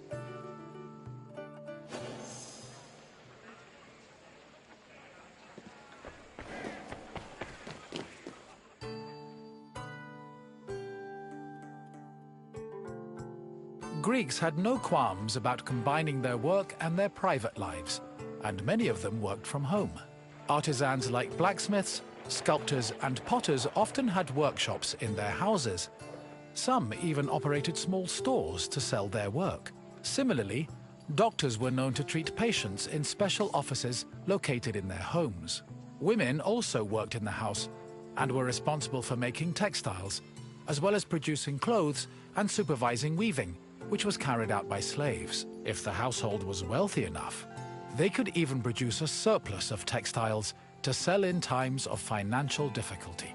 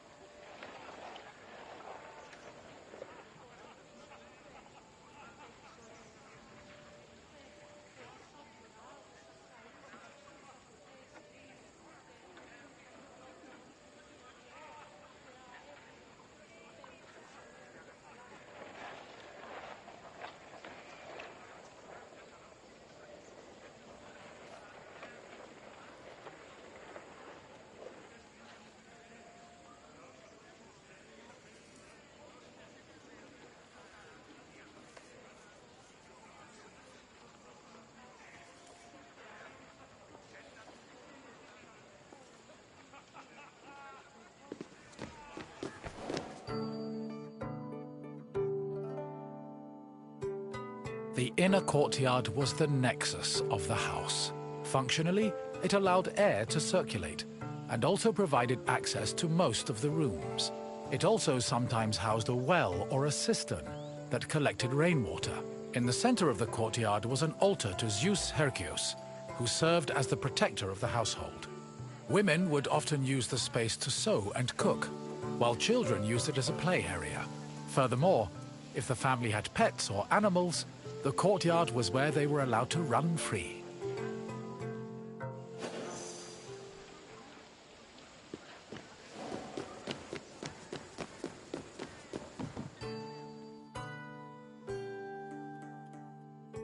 The bathroom was located in the back of the house. Much like today, it was used for cleaning and washing, although the Greeks used chamber pots instead of toilets.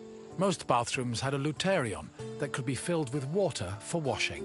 Mirrors, razors, strigils, and sponges could also be found in the bathroom, along with small vases called arebaloi, which were usually filled with perfume or oil.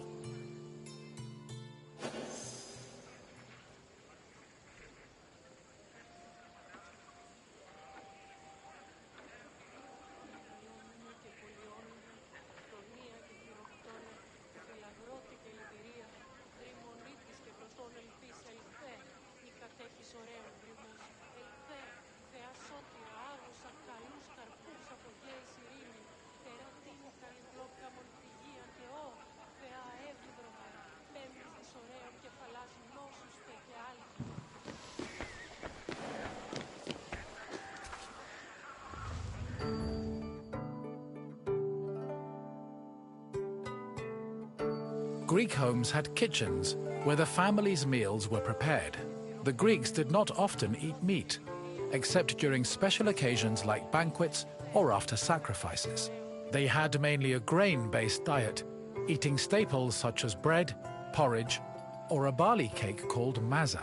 They also occasionally ate poultry, fish, and other seafood, as well as fruits, vegetables, goat milk and cheese, and olive oil.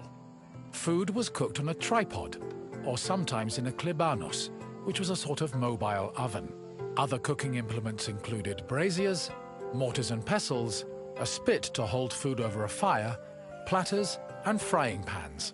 The family also used the kitchen to store food in containers called pithoi.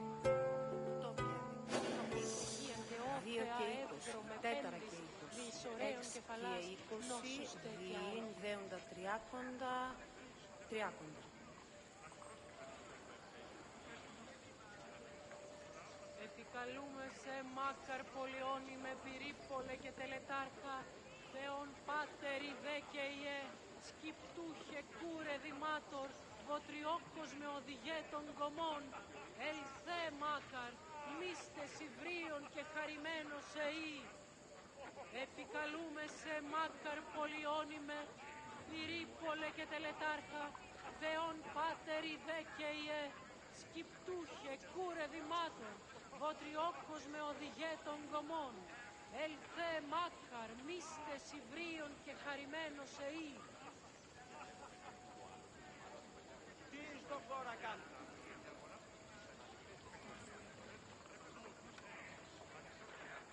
Επικαλούμε σε μάκαρ πολιόνι με πυρίπολε και τελετάρχα, Θεόν πάτερι δε και ιε, σκυπτούχε κούρε δημάτορ, βοτριόκος με οδηγέ των κομμών, ελθέ μάκαρ, μίστες υβρίων και χαρημένος εή.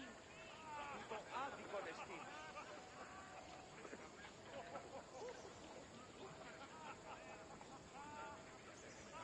Αναλώνει με θεά, αγλαότιμη, τεχνών μύτην πολίων δε πολυλή στυλιτήρα κακών, πιστούς αυρωτών ψυχάς, σύ θεά, δώσ' ειρήνην πολίολβων και χώρον ήδη υγείαν, επιβόλβη συνενώρες, γλαυκόφευες ή τεχνε πολυλή στη βασίλεια. Κίνησε αυτόν. Λεγόμεναν του το άνθρωπο.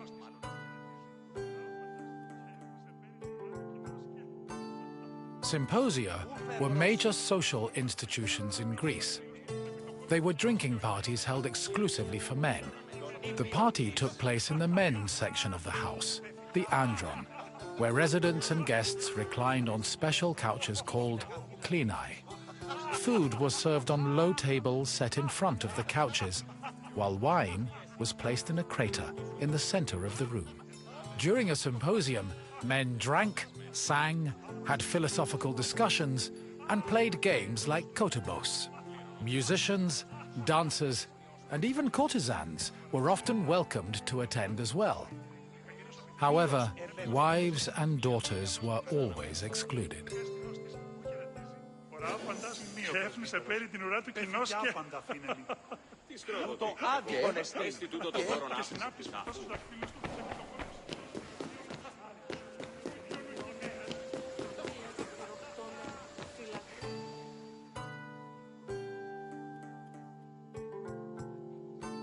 The Pyrgos, or upper stories, was the women's quarter of the house, where they could pursue their activities and observe the city without being seen themselves.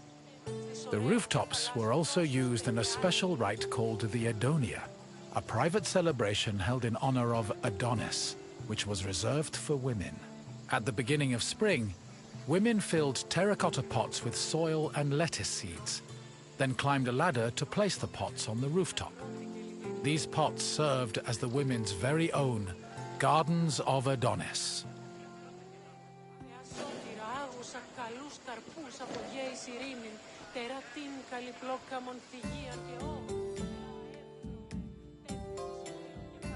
I hope you now have a better understanding of the routines and home life of the Greek people. What would you like to do next?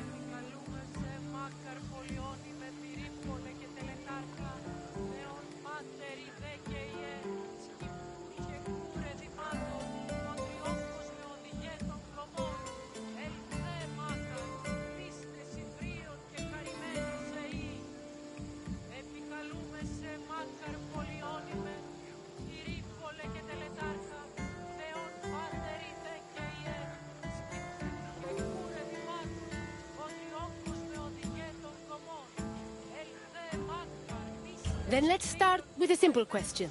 Which group of people celebrated the Adonia?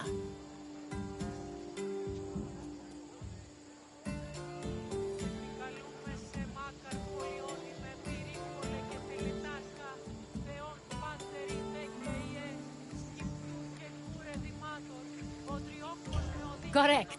The Adonia was celebrated by women of all stations. Let's move on to the next question.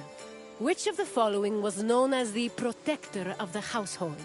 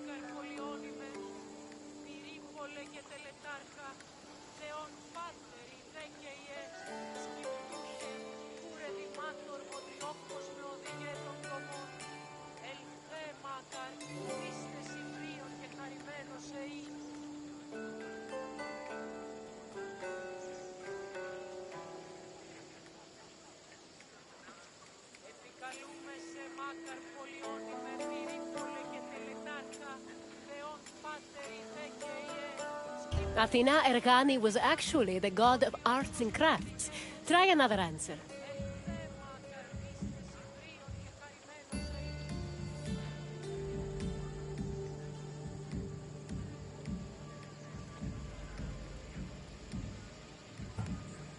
No, this particular Zeus was known as Zeus of the Oath.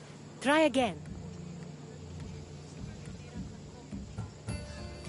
Yes, Zeus Herkios protected the household, and an altar to the god usually stood in the center of the house's courtyard. On to the final question. Which of the following was not located in the bathroom?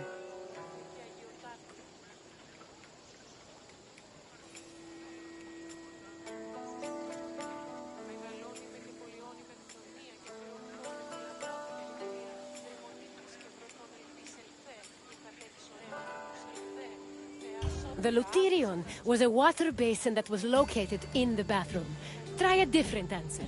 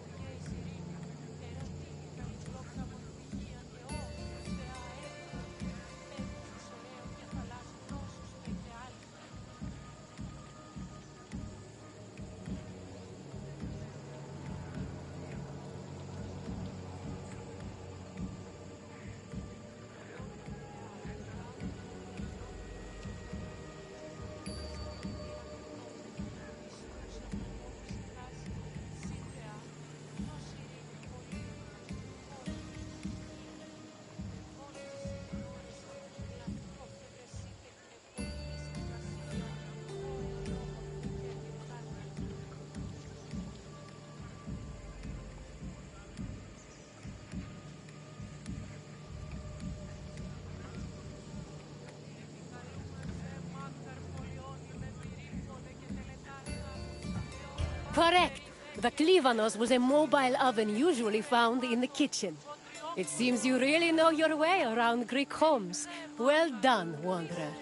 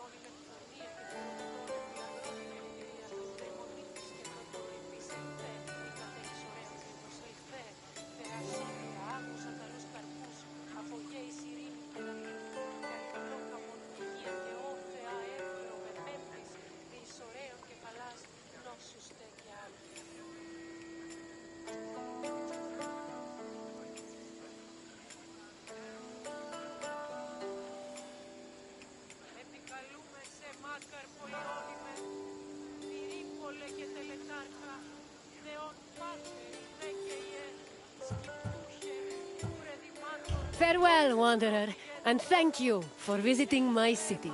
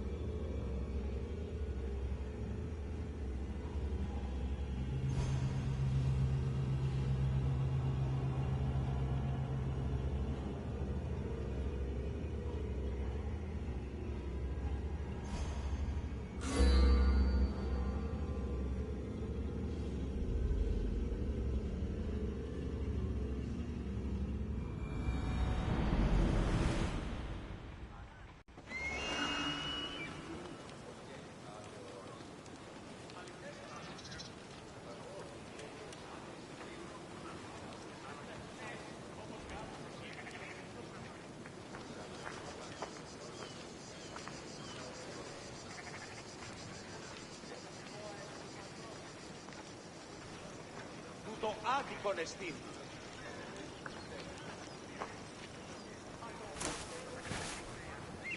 Ούν δύναμε πιστεύει τούτο.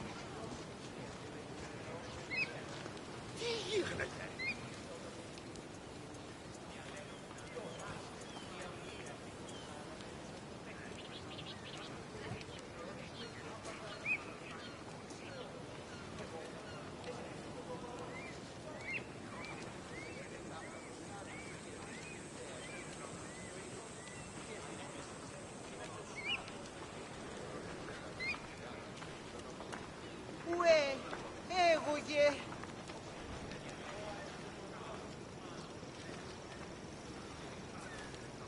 Τι τούτο είναι?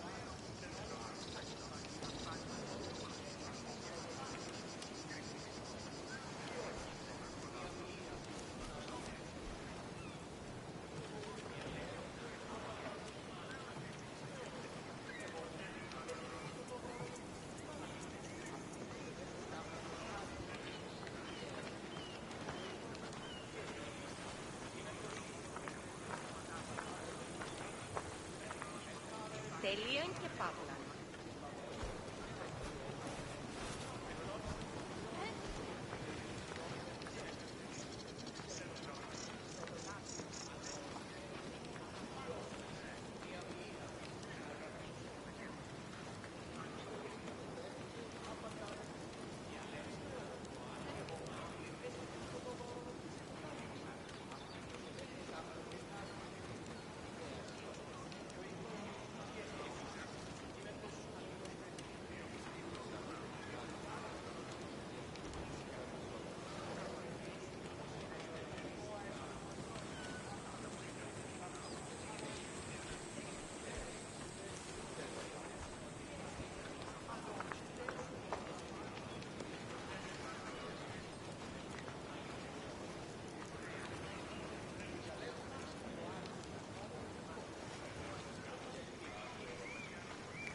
Τι τούτο είναι?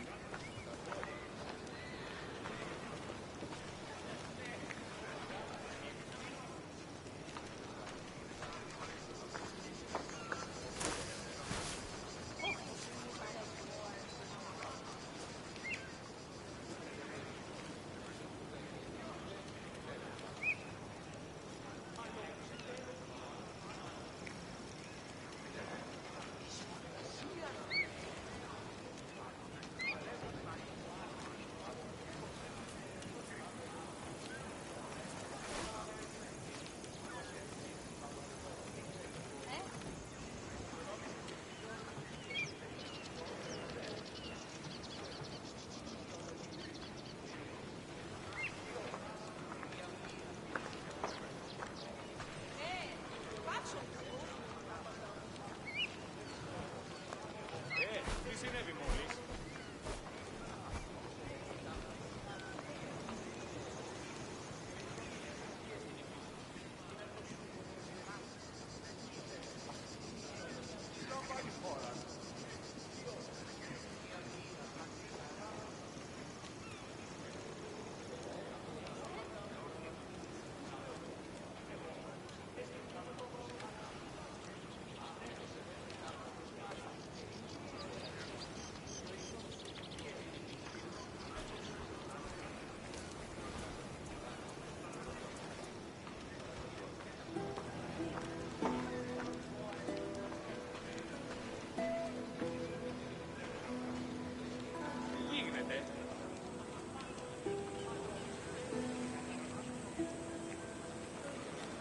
λαμβάνει η χώρα.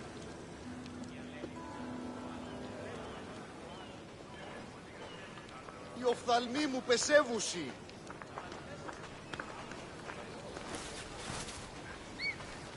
Άδικο ρεστή.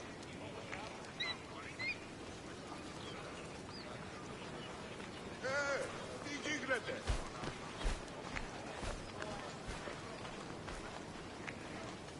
Άδικο νεστή.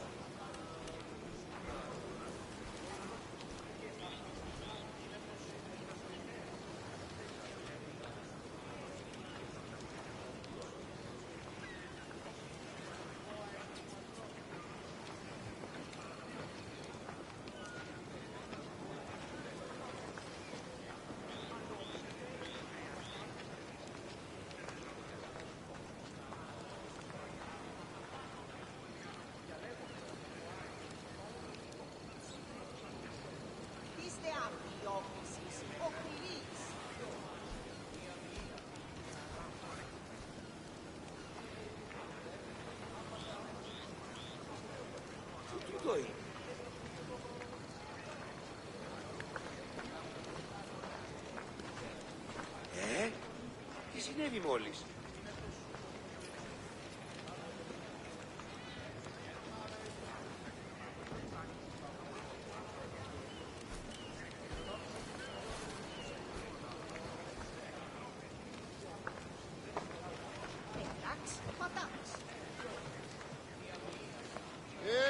Τι γίνεται?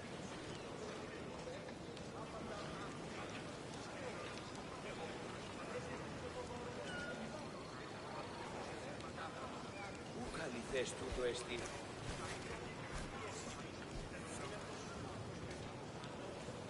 Τι γίνεται?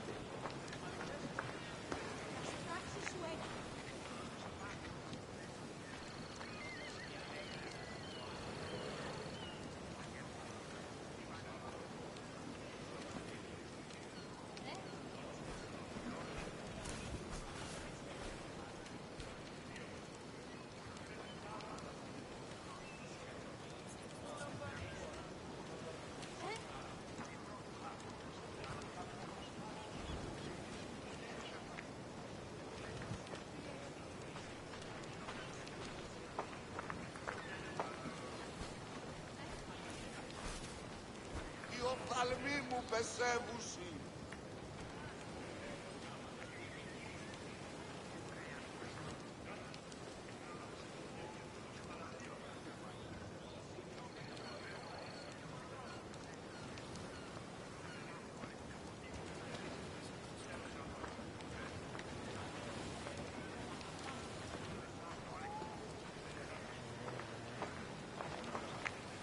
Οχληρών εστί.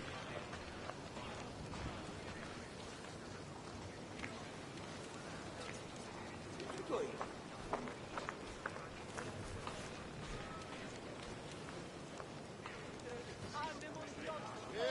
Τι γίνεται?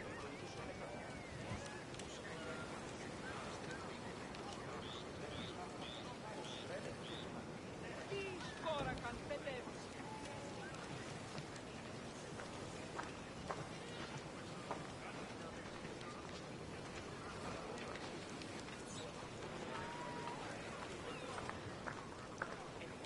Άδικον εστί.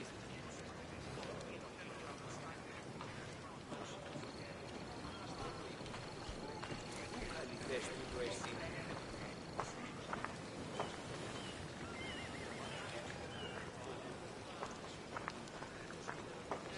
Οι οφθαλμοί μου πεσεύουσι.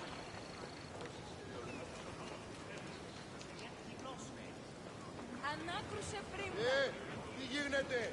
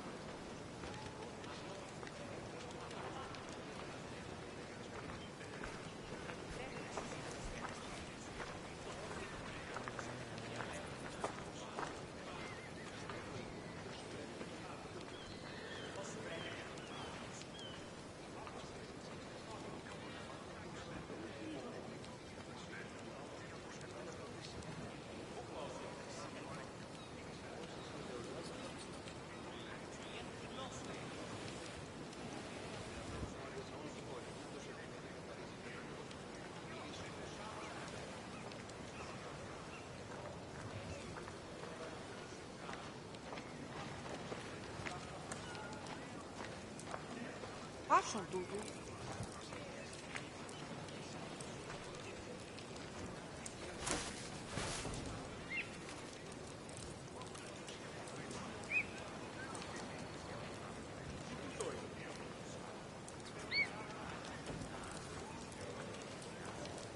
Ίσον αρκαθέτω.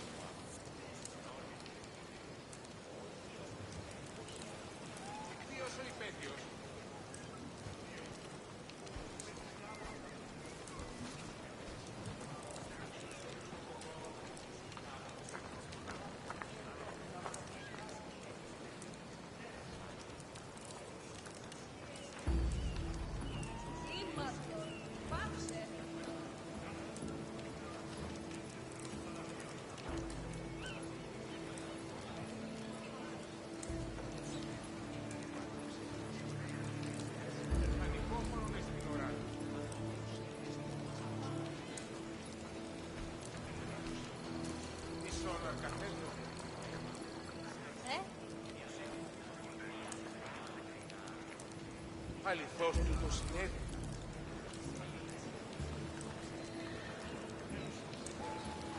Ποιος ο υπέτειος?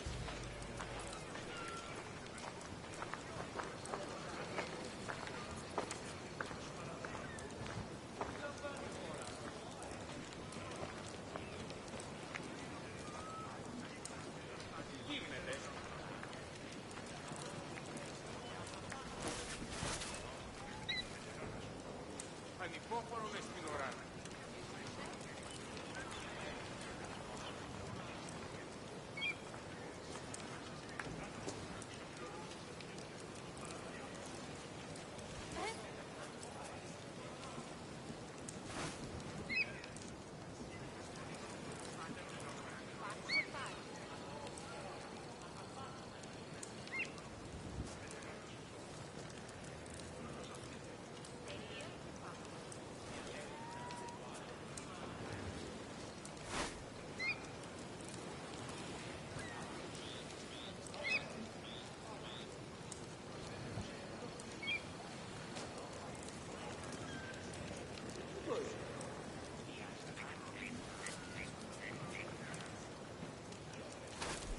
Τι συνέβη μόλις?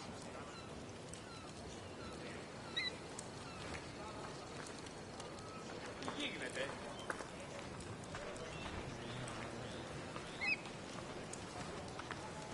Τι τούτο είναι?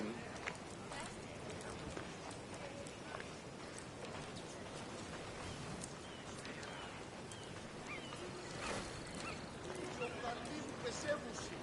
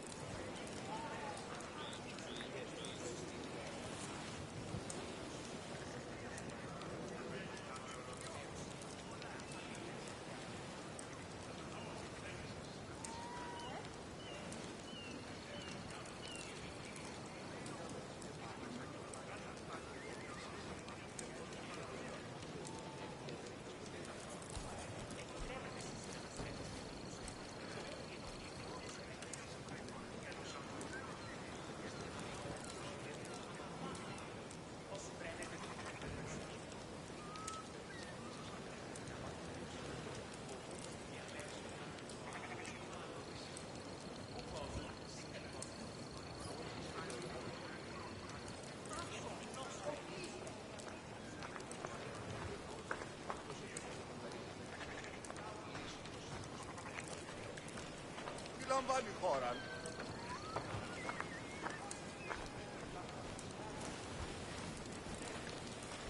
Αδύνατο λεστή.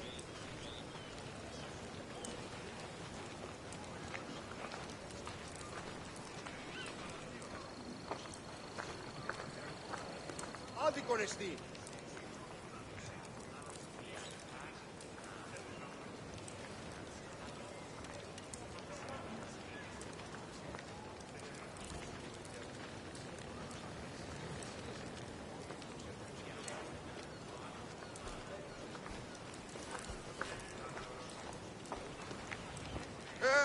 Τι γίνεται? Πάψον τούτου.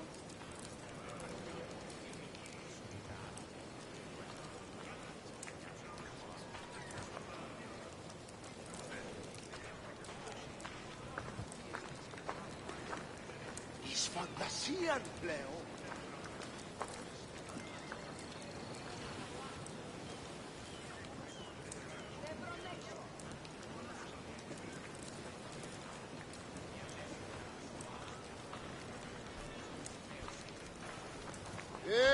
Τι γίνεται?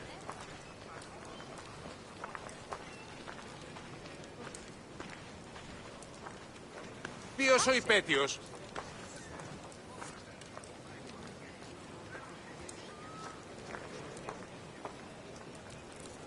Γίνα σε πάθην τούτο.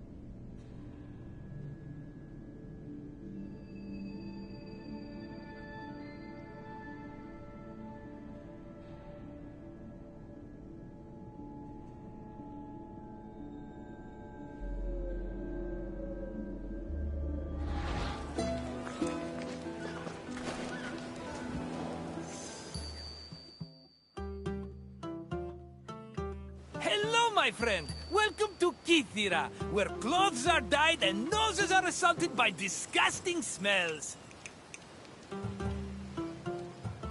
I think it smells terrible, and I can't wait to get out of here. The colors are pretty, though. This little island was where dyers brought all the color to Greek fashion through an intensely stinky procedure. This tour will reveal the steps it took for workers to brew the dye. Try not to step in any mollusk guts as you enjoy your visit. I promise I'll meet you at the end of your tour. See you soon, my friend.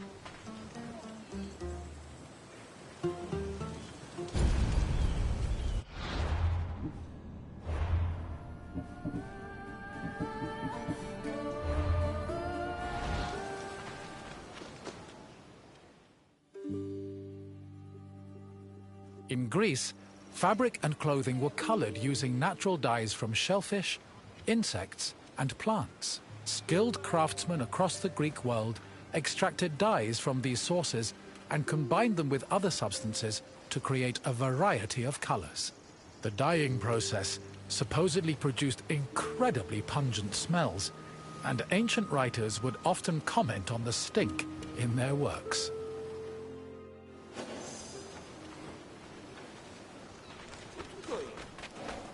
Murex is the generic name for 3 species of mollusks that reside in the Mediterranean. The substance they secrete was used by craftsmen to create the most expensive dyes in the ancient world, the most famous of which was Tyrian purple. Fishing techniques varied depending on the type of mollusk. In shallow waters, fishermen could simply dive and catch the mollusks, but they set traps if the water was too deep. Being carnivorous, murex were often lured using dead animal flesh as bait. It was imperative that the mollusks be captured alive, as they only secreted the precious purple liquid needed for dyes upon death.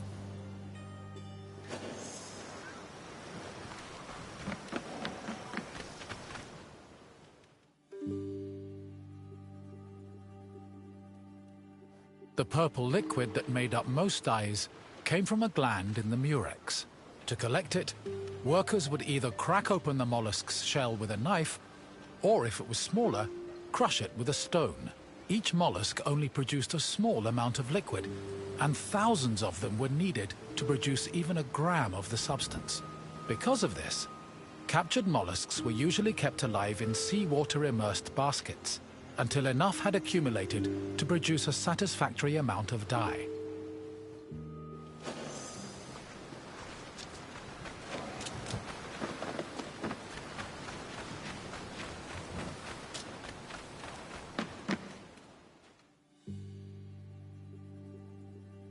The mollusk glands were mixed with salt and left to decompose for 3 days. Afterwards, the resulting mash was placed in a vat, where it boiled until it was thickened and reduced to 1/16 of its original volume. The dyers stirred this mixture and removed any impurities. This process produced the foul odor so reviled by ancient writers.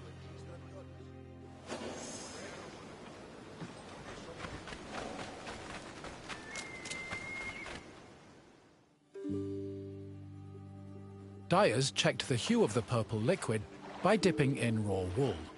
The hue could be changed by adjusting the temperature of the liquid and by soaking the wool for different periods of time, with longer soaking producing deeper shades. The wool was dyed once before spinning and again before weaving to ensure it maintained its color. While murex purple dyed wool easily, it did not adhere as well to other fabrics, such as linen.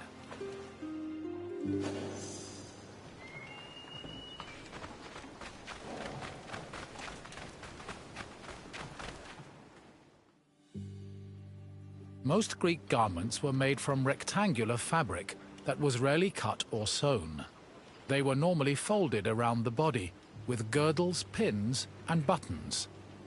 Dyeing served to give the garments a more unique style. Decorations were also widely used, and were either woven or painted on. They depicted things like animals, human figures, and mythological scenes.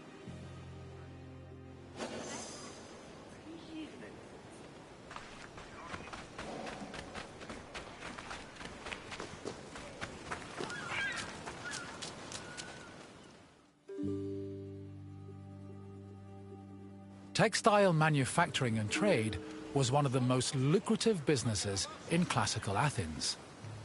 Textiles were made of either wool or linen, with wool being the most common.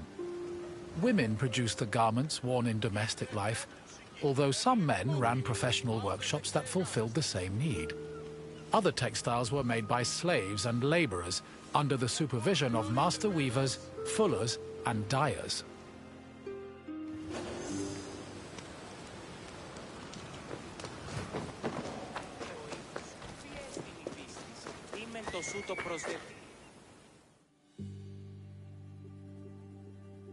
Clothes didn't just keep people warm. They were used as a way to communicate social identities like gender, status, and ethnicity. These could be expressed through garments and accessories, but also jewelry, hairstyles, perfumes, and cosmetics. Wealthy Greeks usually had garments of the highest quality, and all their accessories were decorated with gold, silver, or gemstones. Parasols and fans were also an important part of elite fashion, and were usually carried by accompanying slaves.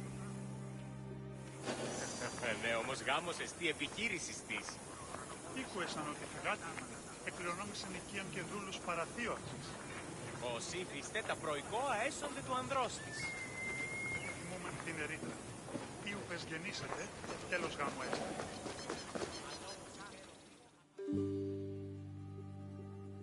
The most common Greek garments were the peplos, the chiton, and the hymation. The peplos, typically worn by women, was a body-length cloth. It was folded back on itself and worn draped over the body and pinned over the shoulders. The chiton was a long garment with sleeves. Ankle-length chitones were normally worn by women, while men wore shorter versions of the garment. A hymation was a mantle that was worn over both the chiton and the peplos. Outside of daily life, there were also specialized clothes worn only in exceptional situations like weddings and religious ceremonies.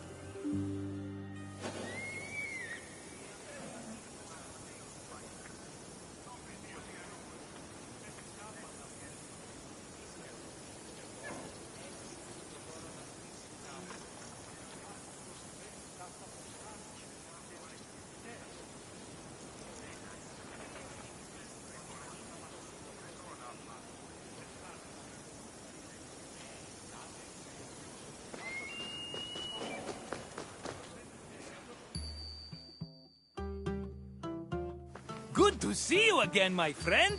I bet your clothes feel heavier now that you know how many mollusks were killed to dye them. But let's change the subject, yes? What else can I do for you? Then let's get right into it, starting with this question. Which purple dye was the most famous? I'm not familiar with that specific shade. Sounds like something the Spartans would like. Try another answer. Yes, the purple created from murex secretions was one of the most expensive and well-known dyes in the world. Here's another question. How did workers check the dye's hue?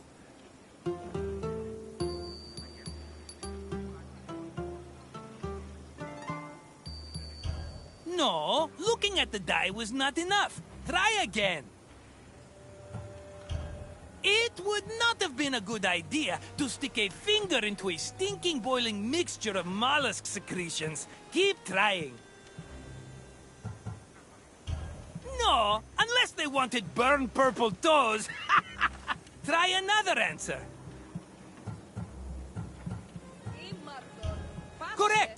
Workers dipped wool into the mixture to gauge the exact hue of the dye. Almost done, my friend. Just one final question. Which body-length garment was typically worn by women?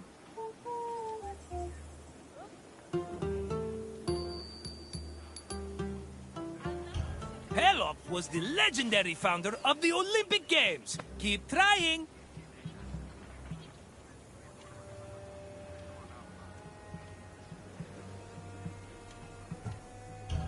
Correct. A peplos was a body-length cloth that the woman draped over her body and pinned around her shoulders.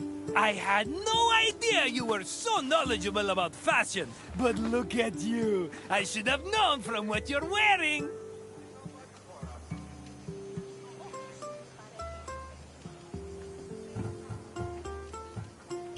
You've got it, my friend. Farewell for now.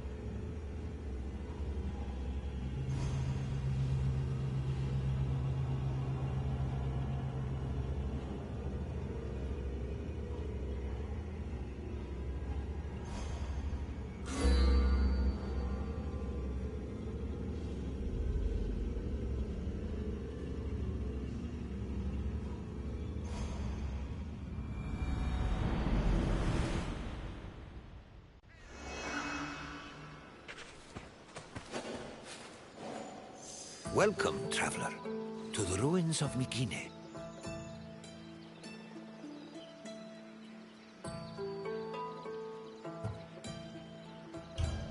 It is humbling to stand in the remnants of such a great civilization.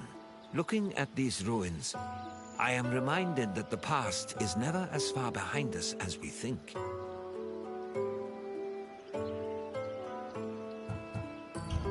These are the ruins of Mykine, center of the old Mykinian civilization.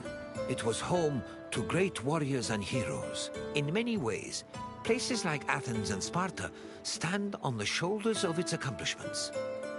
This tour will take you through its ruins and introduce you to its most important monuments, revealing its history in the process.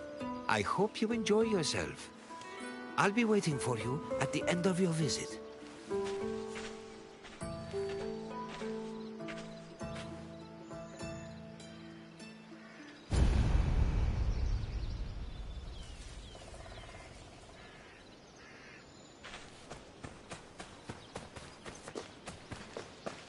The Mycenaean civilization flourished in the Late Bronze Age between 1600 and 1200 BCE.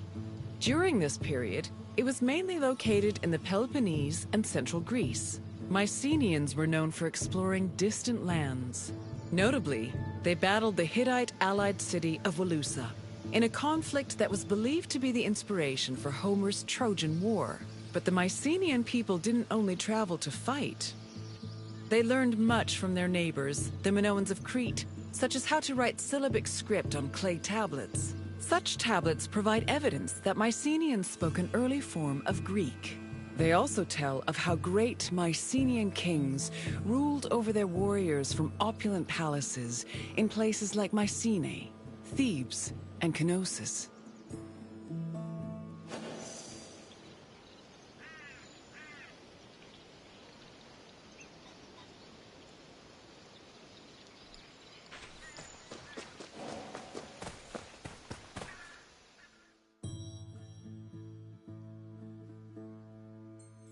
The entrance to Agamemnon's citadel, or the Lion Gate, is one of the most iconic monuments in Mycenae. It is impressive for both its height and for the intimidating rendering on its relief, which depicts two lions standing on either side of a column. Unfortunately, the lions' heads, which were presumably made of a precious metal or higher quality stone, have been lost to time. The gate was most likely meant to greet a triumphant king returning home from successful military campaigns and to awe foreign visitors.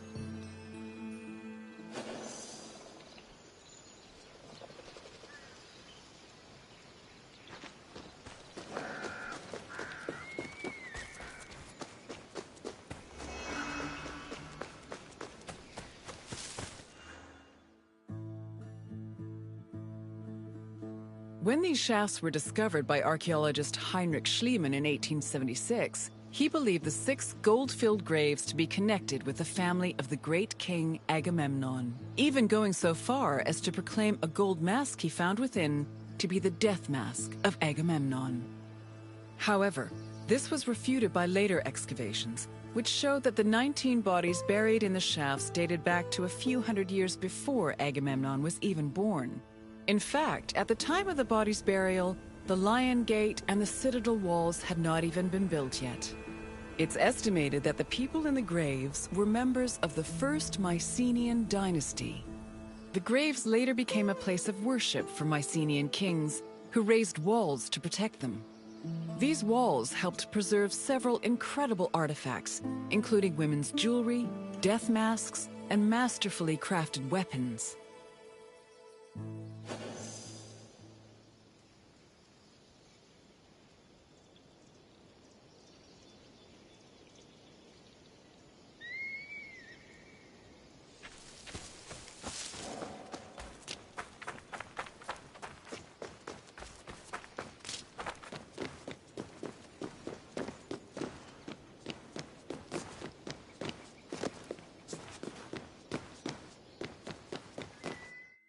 By 1250 BCE, Mycenae was at the height of its power, and its living quarters and workshops were numerous. Houses were built everywhere, from the top of the palace's hill near the king's residence, to the slopes and terraces within the walls, to the nearby hills outside the citadel.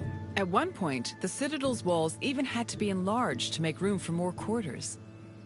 The people who lived inside the citadel were those with high status in either the military, religious, or administrative sectors of the kingdom. This is reflected by the ceramic and metal vessels inside the houses, as well as their painted plastered walls.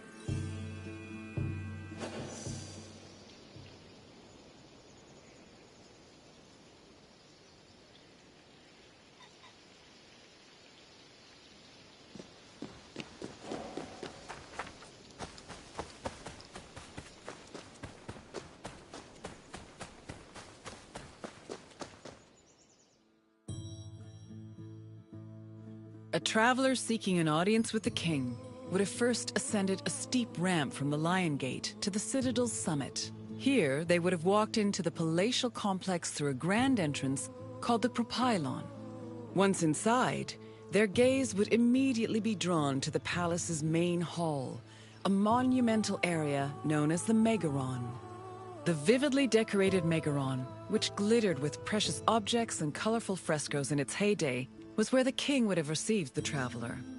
If the king was feeling generous, he would have shared with the visitor the palace's most marvelous feature, its commanding and majestic view, which stretched from the plain of Argolis to the gleaming Aegean Sea.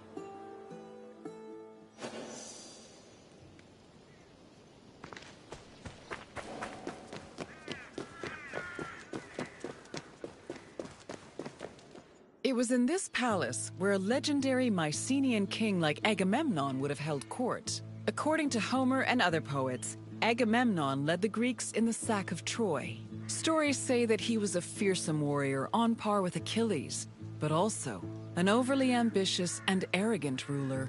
He sacrificed his own daughter, Iphigenia, to convince Artemis to grant his ship's passage to Troy. After conquering the city, he returned to Mycenae with mounds of riches, and a Trojan named Cassandra as his concubine.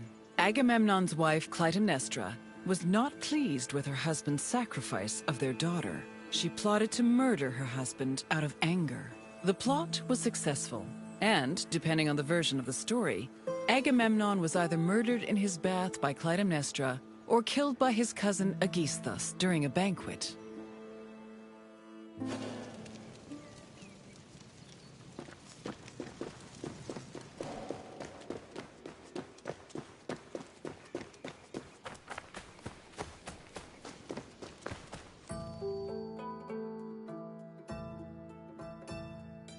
You've completed the tour. I trust it was an eye-opening experience. Though it did not last, Mykene was a sort of precursor to what would eventually become the Greek civilization we know today. It's important we remember them, if only to avoid repeating their mistakes. Now, what else would you like to do?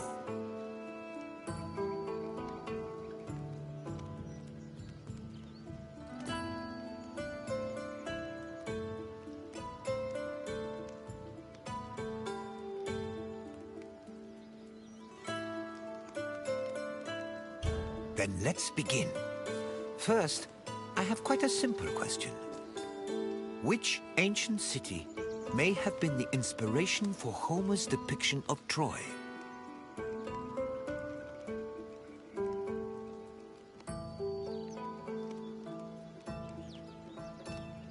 Yes, the Mycenaeans' conflict with the city of Wilusa allegedly inspired Homer's Trojan War.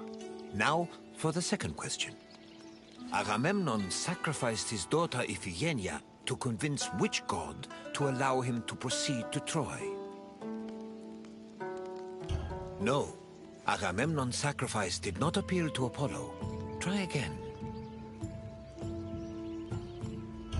Agamemnon did not sacrifice his daughter to Athena. In fact, Athena supported the war with Troy, so such a sacrifice would have been senseless. Keep trying. True, Ares was the god of war, but Agamemnon did not sacrifice his daughter to him. Try a different answer.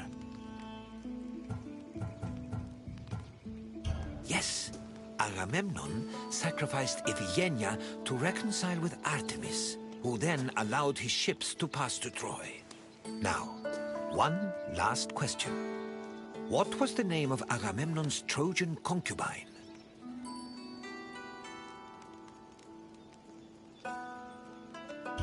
No, Clytemnestra was Agamemnon's wife.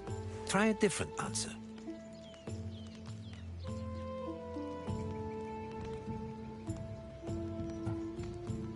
Iphigenia was Agamemnon's daughter. Try again.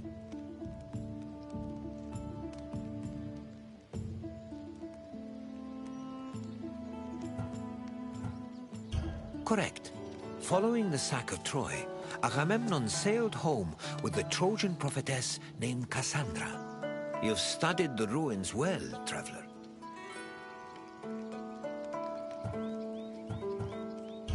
Then, I suppose this is farewell. At least for now. Safe travels.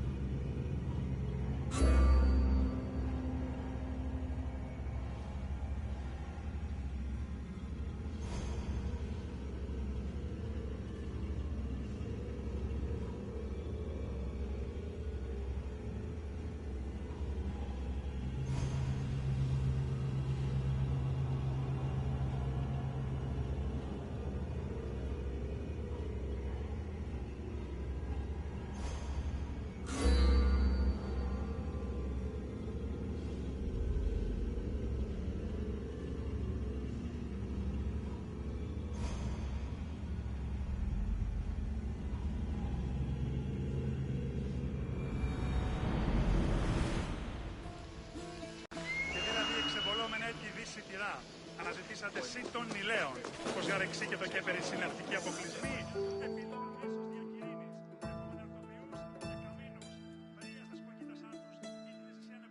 Here, visitor, and welcome to this sacred site.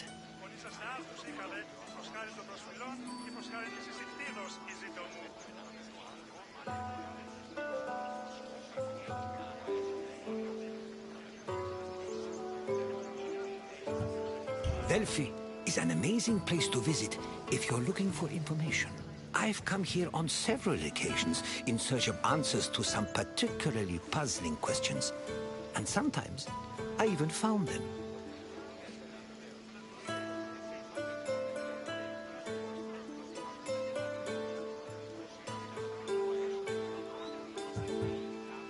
This is Delphi, home of the renowned oracle. Greeks considered it the navel of the world. Pilgrims and kings journeyed here from all over Greece and beyond, seeking advice from Apollo through the voice of his interpreter, Pythia. During your visit, you will experience the sanctuary through a pilgrim's eye and discover how important oracles and prophecies were to the people of Greece. Now, go off and begin your pilgrimage. I will be waiting for you at the end of your visit.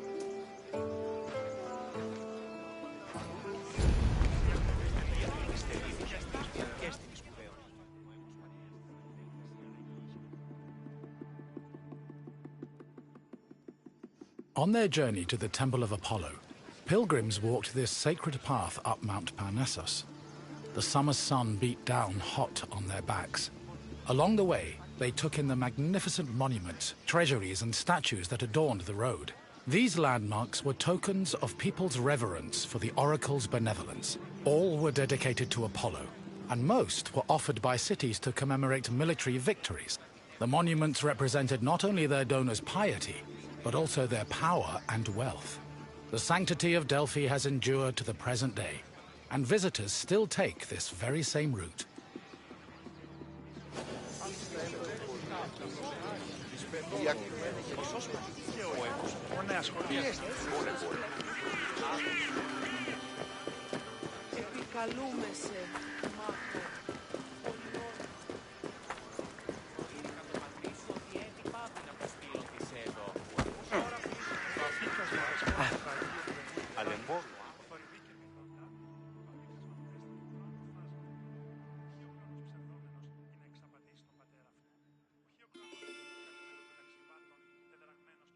One of the most impressive dedications to Apollo came from the Cnidians, a Greek population that colonized the island of Lipari, north of Sicily. The story behind this dedication is notable. The Cnidians were at war with the Etruscans in the Tyrrhenian Sea. Seeking a good omen, the Cnidians consulted the oracle, and following her advice, they successfully captured 20 enemy ships. To thank Apollo, they offered the god the same number of statues as ships seized.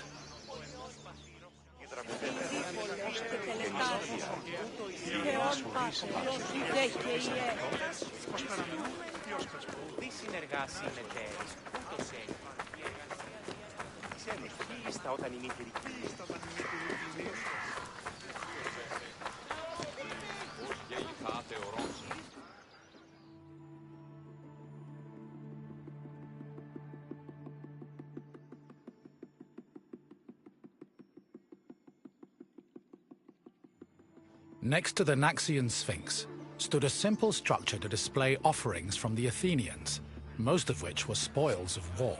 In particular, these offerings, called ex-votos, were prows of sunken Persian ships. The Athenians built the portico after their naval victory over the Persians in 478 BCE.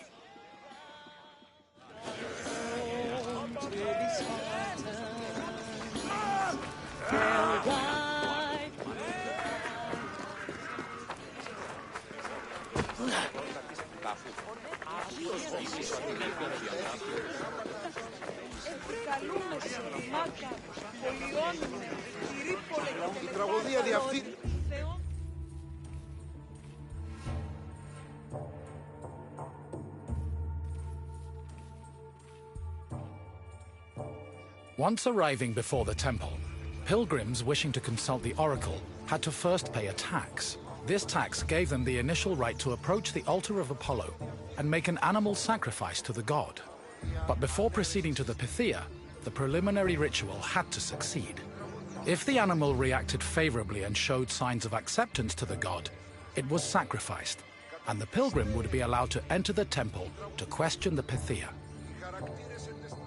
Προαιρούνται του ύψους της διανοίας ένεκε. Τραγωδία εκλαμβάνει τας ιστορίας αυτών και χρήτε ταύτες τραγουδοποιού ένεκα. Ούτως ούκ αντιμιμήθε τα σπουδαίας.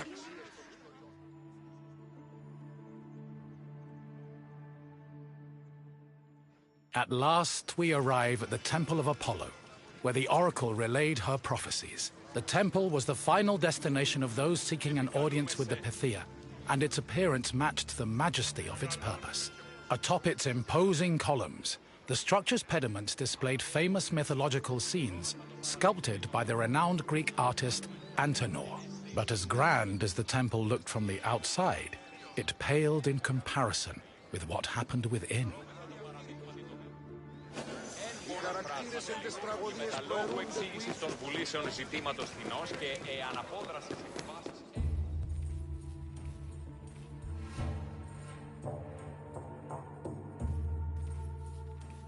Prophecies were given in the most restricted part of the temple, the Aditon, by a chaste woman known as the Pythia. Before delivering prophecies, she first purified herself with water, then burned laurel leaves and barley flour to begin the ritual. Finally, while seated on a tripod surrounded by offerings, the Pythia delivered Apollo's messages. Her words were often strange and indecipherable, and required further interpretation by the temple's priests. Despite much research, the exact causes of the oracle's behavior while prophesying are debated to this day.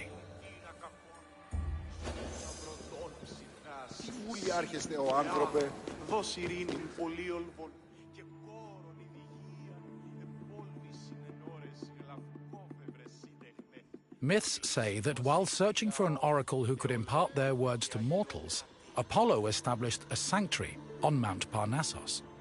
Apollo took over this site by slaying its sinister guardian, the snake-like Pytho.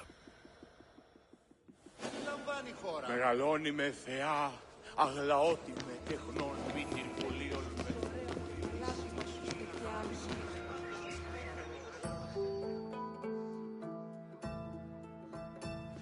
Your visit is complete. I hope you now understand how important this sanctuary was, and how it affected the lives of people both in the Greek world and beyond its borders.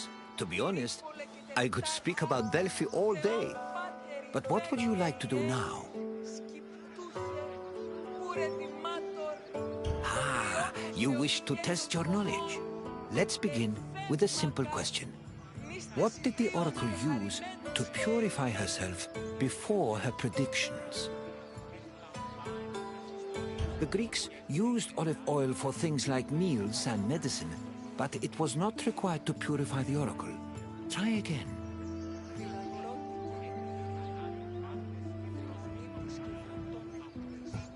Correct. The oracle used water for purification. Time for another question. Which god was believed to speak through the oracle at Delphi?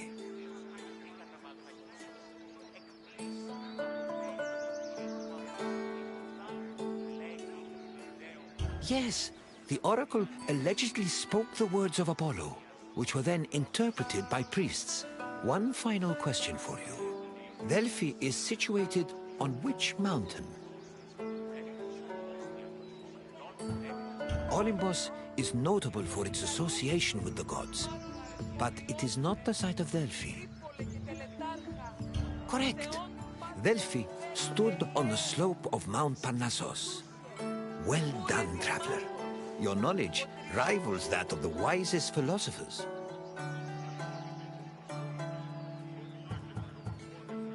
As you wish. It has been a pleasure sharing Delphi with you.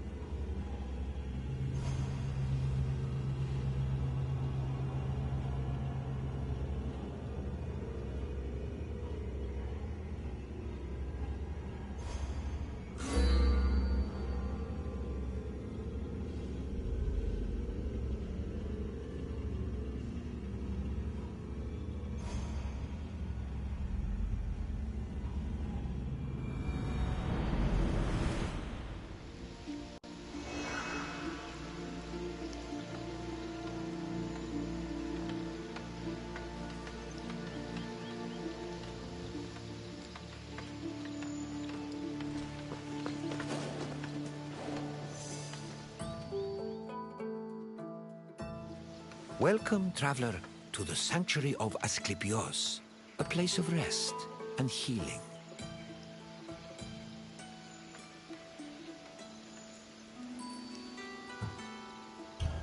The sanctuary of Asclepios is an amazing place, even for those with only a passing interest in medicine. It was a fascinating location, combining the mystical, religious, and scientific. And if someone happened to pass out, they'd luckily be surrounded by skilled physicians. This is the sanctuary of Asclepios, the god of medicine. It was here that the sick and weary came, seeking cures for their ailments. Sometimes the medical practitioners provided the cures, and sometimes the healing came from the gods themselves. This tour will help explain the inner workings of the sanctuary, as well as the unique way the Greeks approached medicine. I hope you enjoy yourself. I'll be waiting for you at the end of your visit.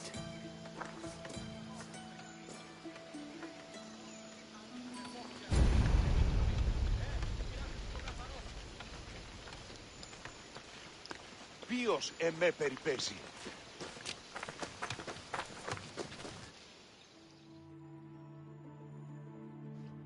The ill and infirm came to this sanctuary to pray and offer sacrifices to Asclepios, the god of medicine.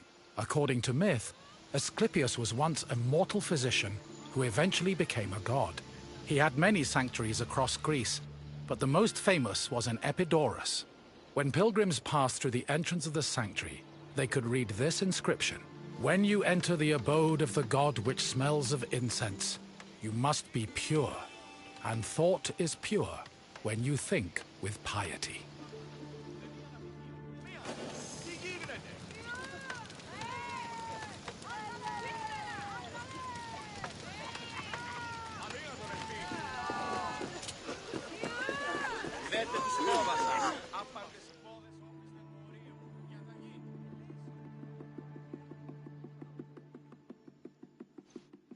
Medical steles constituted a sort of hub between medicine, religion, and the divine.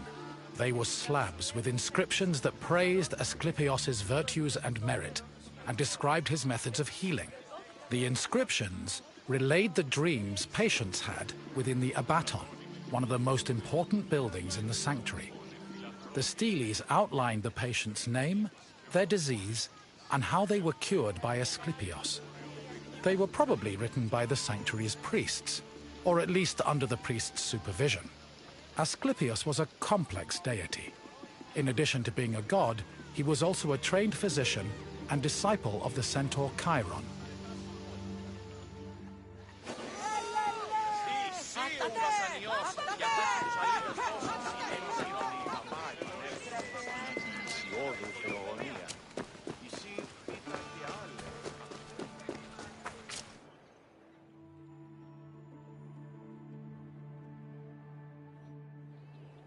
In ancient Greece, religion was inseparable from rites, processions, and sacrifices. This was no different in Epidaurus, and visitors to Asclepios' sanctuary needed to prepare themselves accordingly. Pilgrims cleaned themselves in order to be pure, then offered Asclepios food like honey cakes, cheesecakes, baked meats, and figs. The food was placed on the sanctuary's holy table, where it was presumably later taken by priests. After the preliminary offerings, visitors were allowed to enter the abaton, where they would hopefully encounter Asclepios in a dream. Medical steles also mention that healed patients sometimes gave additional offerings to Asclepios as thanks for being cured.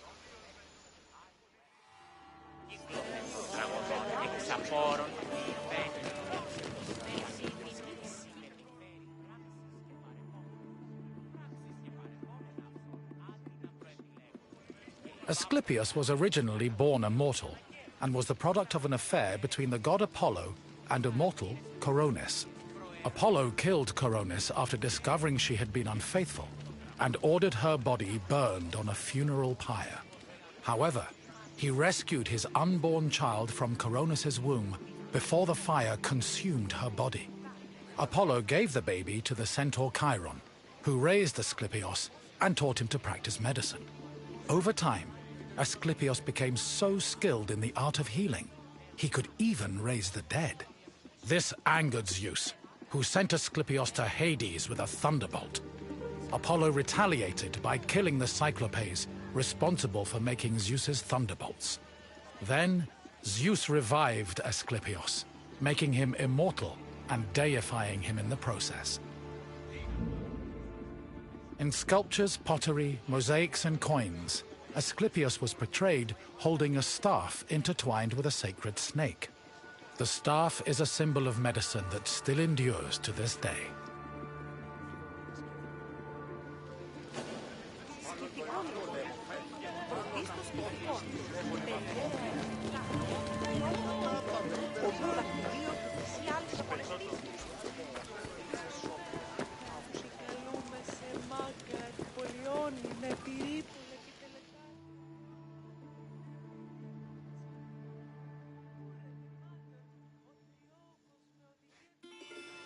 The Epitateon was the priest's residence. As the link between patients and the gods, priests were essential to the operation of the sanctuary. They were often elected into the priesthood for one-year periods, but could also buy themselves a position if they were wealthy enough. In addition to interpreting patients' dreams in the Abaton, priests both supervised and performed sacrifices and rituals. During these functions, they were usually clad in white.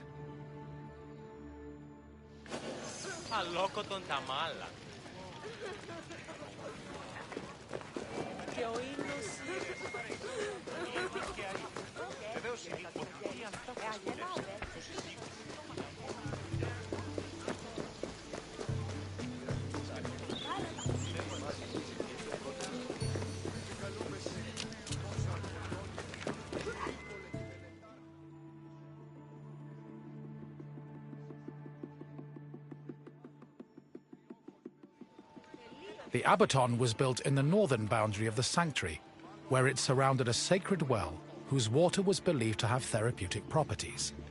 The Abaton was where pilgrims went for incubation, or dream rituals. Details of the incubation ritual have been described in unearthed medical steles. They were also noted in Aristophanes' play Plutos, which featured a more comedic view of the process.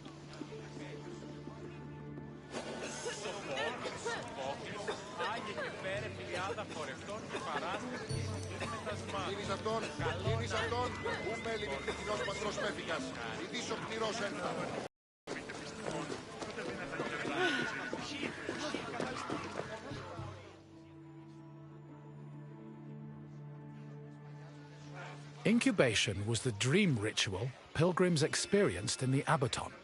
After completing the necessary preliminary rituals, pilgrims were allowed to enter the sacred building, where they lay prone.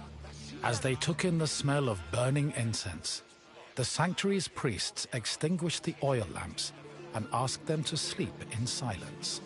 Once they were asleep, Asclepios would appear in their dreams and give his medical advice. The advice included diet and treatment recommendations, as well as requests for specific offerings or religious rituals. Upon waking up, priests interpreted the patient's dreams, unless a patient had been miraculously healed in their sleep. However, if a patient was completely beyond help, they were removed from the Abaton. This was to adhere to a ritual law that stated that no one could die or be born within the building.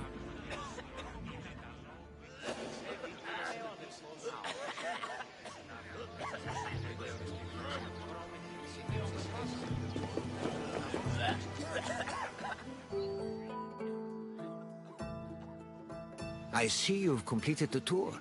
I hope you enjoyed your time in the sanctuary. As you can see, gods and miracles were just as important to the healing process as medicine was. Now, what else would you like to do?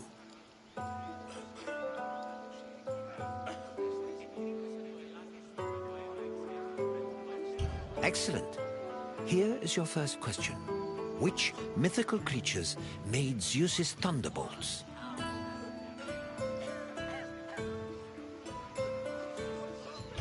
Harpies were winged bird-like women. They did not make Zeus's thunderbolts. Keep trying. Gorgons were monsters who petrified men.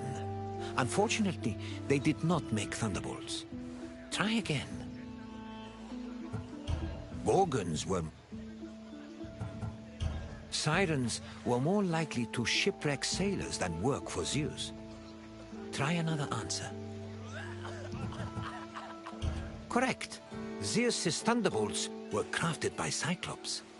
On to the second question. What was the name of the building where incubation occurred? Yes, pilgrims entered the Abaddon to undergo a dream ritual in the hopes of curing their ailments. One final question for you. Who was Asclepios' father? Hippocrates was thought to be a descendant of Asclepios, not the god's father. Try a different answer. Aegea was related to Asclepios, but she was his daughter. Keep trying. Yes, Apollo was Asclepios' father, and his mother was a mortal named Coronis. You've proven you know the sanctuary inside and out. Well done. Very well. May your quest for knowledge be fruitful and fulfilling.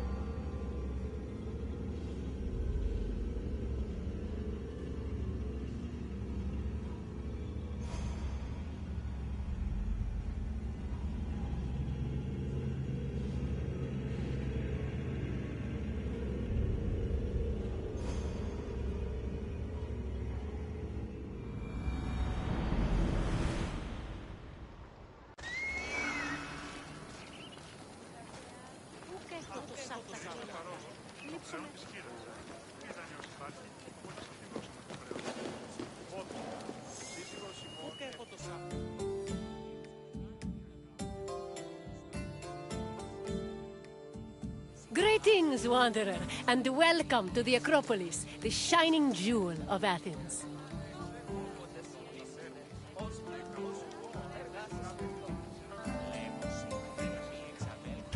Personally, I think the Acropolis is one of, if not the, greatest place in all of Greece. Though, considering it was the project of my partner, Pericles, I may be a touch biased.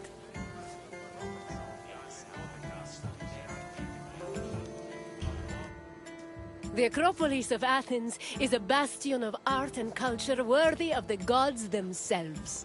Within this citadel, you will find many important sacred buildings, as well as some of the most magnificent art in all of Greece.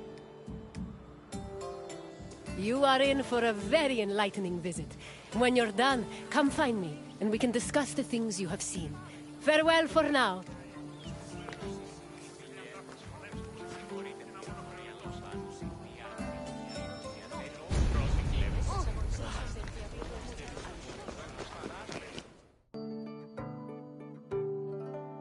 The Acropolis has gone through many changes in its long history. It began as a simple rock, was settled as early as the Neolithic period, and then became a fortress in the Mycenaean period. Stone buildings started appearing in the 7th century BCE. But the famous structures whose ruins remain visible today date mainly from a period of construction in the 5th century BCE. The location of the Acropolis is closely tied with Athens' foundation myth. Supposedly, it was the site where Athena and Poseidon competed for the city's patronage. This connection gave the Acropolis a sacred aura, and it was considered the religious heart of the city.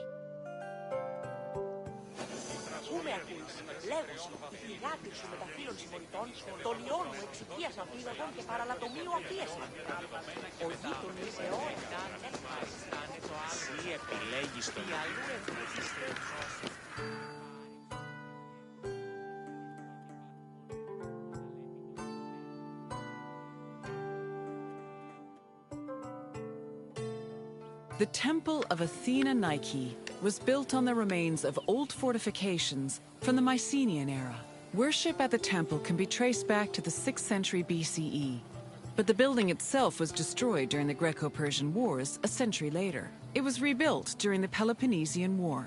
Given that the name Athena Nike roughly means Athena of victory, it was likely constructed in the hopes that Athens would win the war. Unusually, the temple depicts historical scenes of battles against the Persians instead of the more mythologically inclined art of other Greek buildings. The temple's priestess was chosen randomly among the Athenians and received a salary of 50 drachmae annually, along with skins and trophies from sacrificed animals.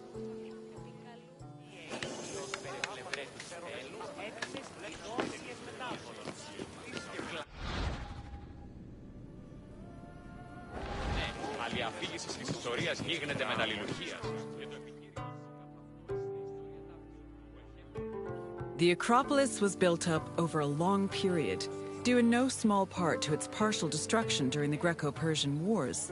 It was in the 5th century BCE, though, that the Acropolis received its most significant improvements. This period was an extremely prosperous time for Athens, both financially and culturally. With a booming economy bolstered by trade and the Lavrion silver mines, Pericles, the leader of Athens, financed a huge project to rebuild the citadel. He enlisted the help of renowned artists, like the sculptor Phidias, as well as the architects Iktinos and Callicrates. Together, they erected buildings like the Parthenon and the Propylaea Gateway. Pericles' goal was to make the Acropolis into a glorious monument to the gods and to mortal Athenians. Πρόμεθα το παραδείγματι των έργων αυτού είναι να αντιβάλλομεν το δέον γενέστε εις την Μολοσσούς και γεννηθήτω.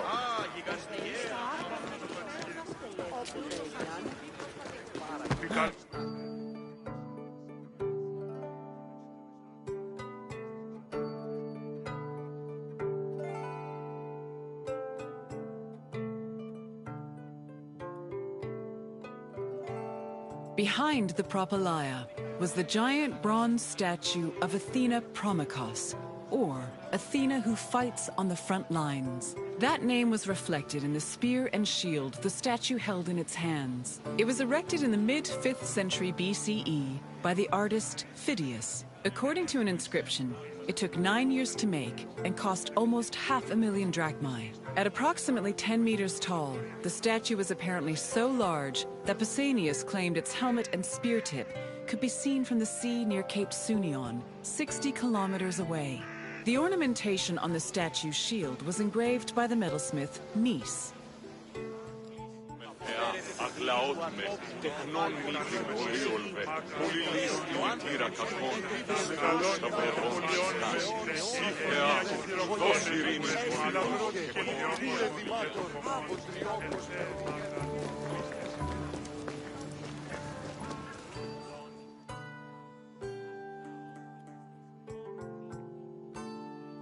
The Aerophoroi were young girls between the ages of 7 and 11 who were in charge of special rites. A list of 4 girls was drafted by the Assembly of Citizens, from which the High Magistrate, the Archon Basileus, chose 2 to serve as Aerophoroi for the year. The girls lived in a house on the Acropolis. They were in charge of carrying sacred objects and weaving the peplos of Athena. The peplos was a sacred robe offered to Athena during Panathenea, a festival held in her honor.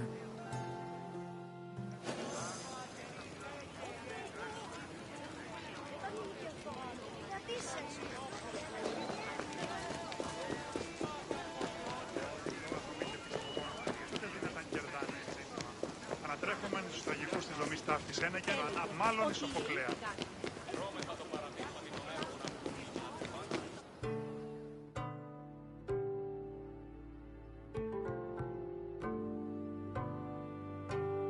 The Erechtheion was an atypical temple. It was dedicated not only to Athena Polias, but also to Cecrops, the mythical founder of Athens, his son Erechtheos, and even Poseidon, the sea god who challenged Athena for possession of the city. The temple was divided into sections. The eastern part housed a statue dedicated to Athena, while the western section jointly belonged to Poseidon and Erechtheos. Meanwhile, King Cecrops' grave was believed to be under the caryatid porch. Under the temple was a crypt that was said to contain the sacred snakes of Athena. The snakes may have had a sweet tooth because the priestesses of Athena allegedly fed them honey cakes.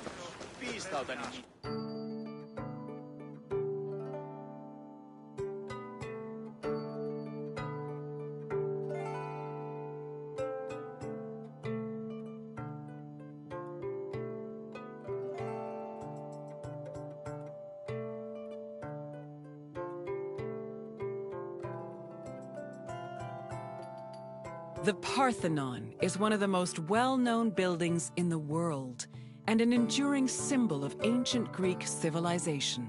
While it is located on the Acropolis, the building is not a traditional temple.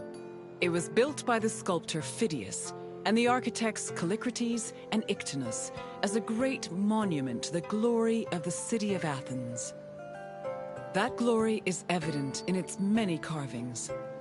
One of the most carved monuments in Greek architecture, the Parthenon's decorations depict several mythological scenes. These include the birth of Athena, her fight against Poseidon for the patronage of Athens, the gods' battle with the giants, and the procession of the great Panathenea.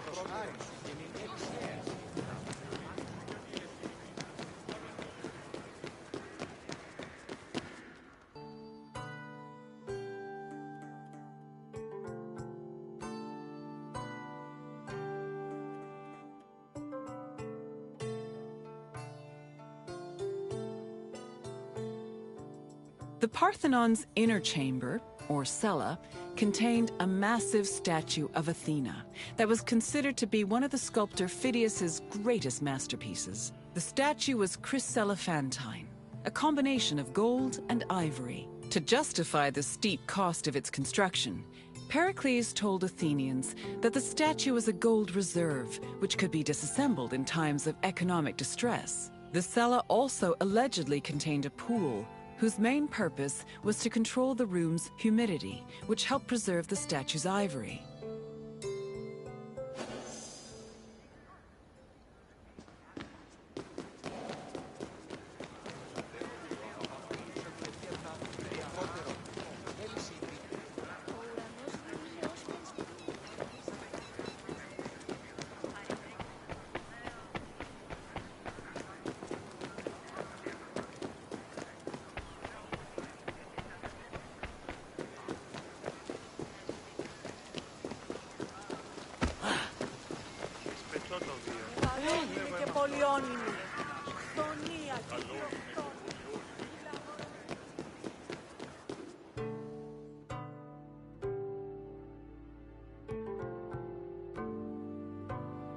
Athens' treasury was located in the Parthenon, where it was believed to be protected by Athena herself. The treasury contained objects of great value, acquired from different conquests, as well as a mass of minted silver coins and various offerings to Athena. Pericles also decided to move the entirety of the Delian League's treasure to the Parthenon in 454 BCE. This was a great testament to Athens' power over the rest of Greece. The riches were divided into two parts: the Demosia, which belonged to the city, and the Hiera Cremata, which was dedicated to the goddess and only used for religious purposes.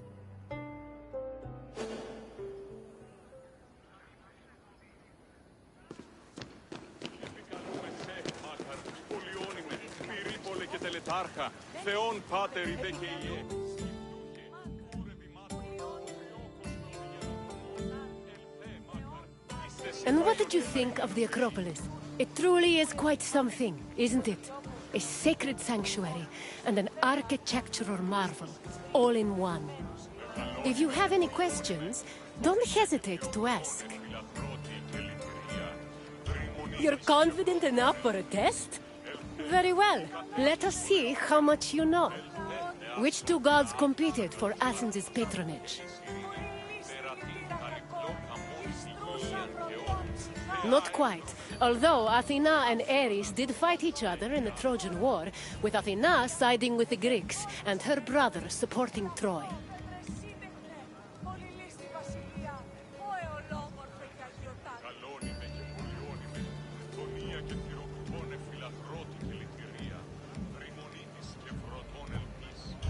These goddesses were often at odds, since Aphrodite represented carnal delights, while Artemis was a symbol of celibacy. However, they never fought over Athens. Correct. It was Poseidon and Athena who fought for Athens' patronage. As for who won, the answer is in the city's name. On to the next question. Who sculpted the statue of Athena in the Parthenon?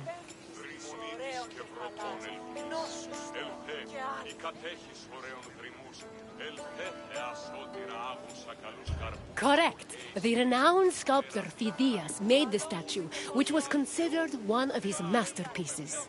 And now, the final question. Which king's tomb was believed to be under the Caryatid porch?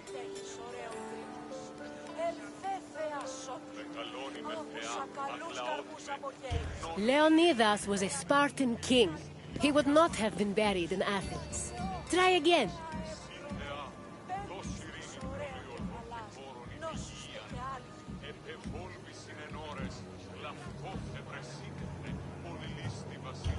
I'm afraid not. Menelaos was known for two things: marrying Helen of Troy and going to war when she left him for the beautiful Paris.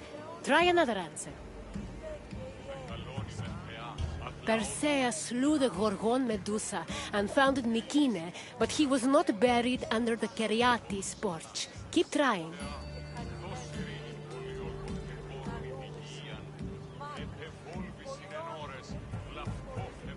That is correct. Cecrops was the mythological first king of Athens, and his tomb was said to be under the Erechtheion. It seems you know much about this place. Well done, wanderer.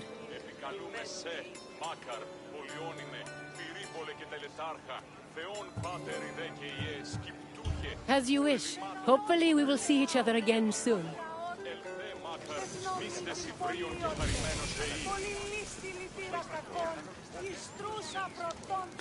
Αληθώς τούτο συνέβη.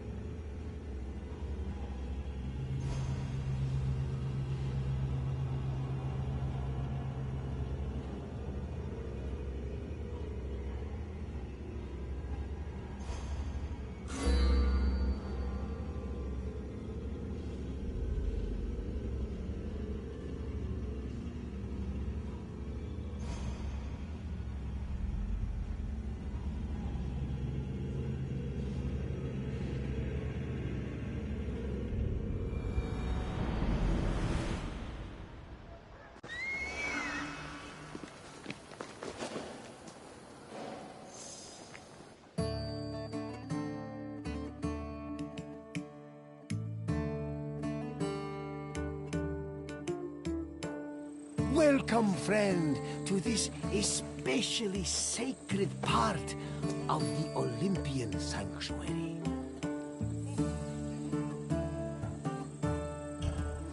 My name is Varnavas, and I am a ship captain.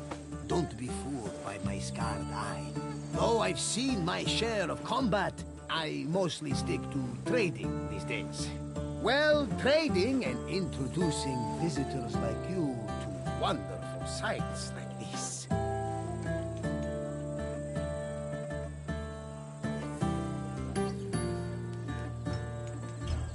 This place is practically vibrating with divine energy. I feel like if I look over my shoulder right now, Zeus will be staring back at me.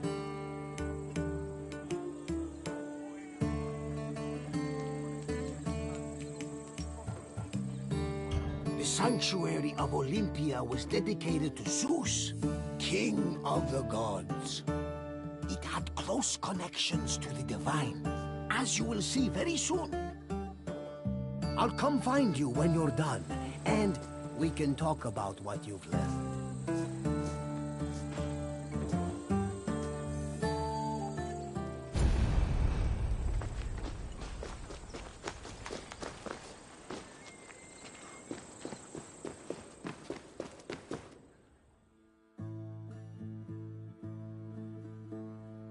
This workshop was built for the renowned sculptor Phidias after his work on the Acropolis of Athens.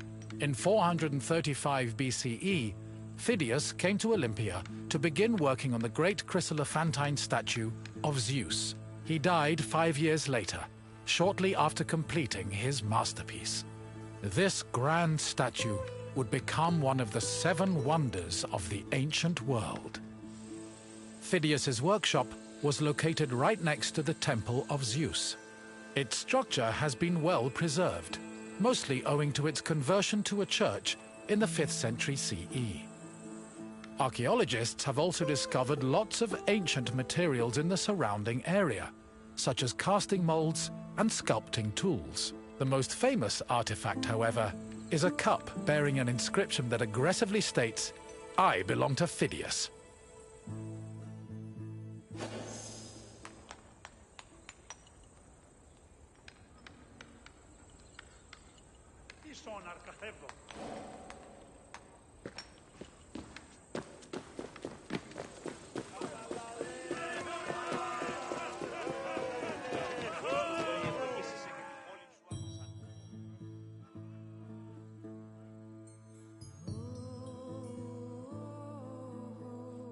On the 5th and final day of the Olympic Games, victors attended a ceremony where they were crowned with olive wreaths and showered in flowers. The crowns came from the sacred olive tree of Zeus, which was planted near the god's temple. A young boy trimmed the branches with a golden sickle before giving them to the Hellanodikai to turn into wreaths. After the crowning ceremony, it was time for great feasting and celebration. Βεβαίως. Τι είναι η νίκη στα γέννη. Ίστα έχω ευποδία και είμαι ανήφορος. Ο πατήρ μου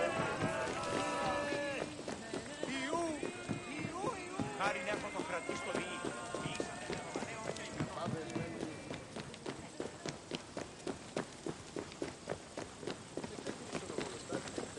Και μείνω στα στιμάζια του μάτια.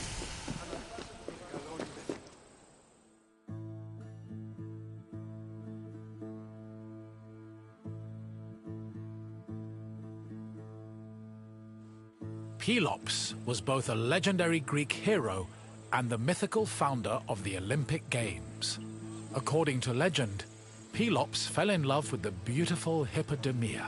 Her father, Oenomaus, the king of Pisa, disapproved of their union. Having once heard a prophecy that he would be killed by his son-in-law, Oenomaus was known to challenge his daughter's suitors to chariot races, killing them when he won. Still, Pelops was determined to win Hippodamia's heart. Before the race, he enlisted the help of Poseidon, who gave him a golden chariot with 4 winged horses. Pelops was able to win both the race and the hand of his beloved. while Oinomaeus was dragged to death by his horses. The start of this famous race was depicted on the eastern pediment of the Temple of Zeus. Επικαλούμε σε Μάκαρ, πολυώνυμε, περίπολε και τελετάρχα.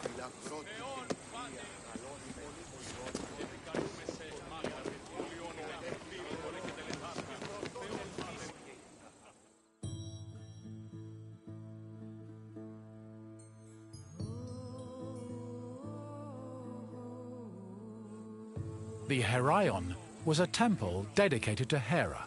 It is one of the oldest temples in the sanctuary, dating back to approximately 590 BCE. The structure included columns painted with images of women who won the Heraia, an athletic competition made up of running events. Every 4 years, 16 women were chosen to make a veil dedicated to Hera. These women also organized the competition, though they did not compete in it.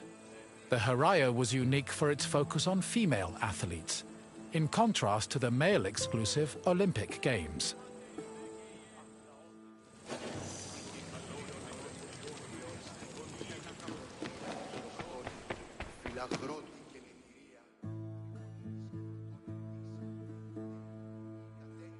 Hera was the goddess of women, marriage, family, and childbirth. She ruled Mount Olympus as Queen of the Gods, along with her husband and brother Zeus.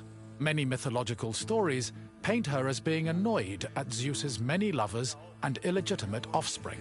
In Greek art, Hera is usually depicted as matronly and regal, often wearing a crown or sitting on a throne.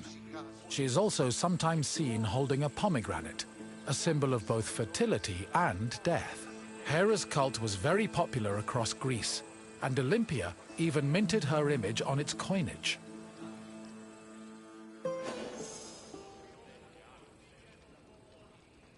Μεγαλώνει θεά, αγλαώτη με τεχνών.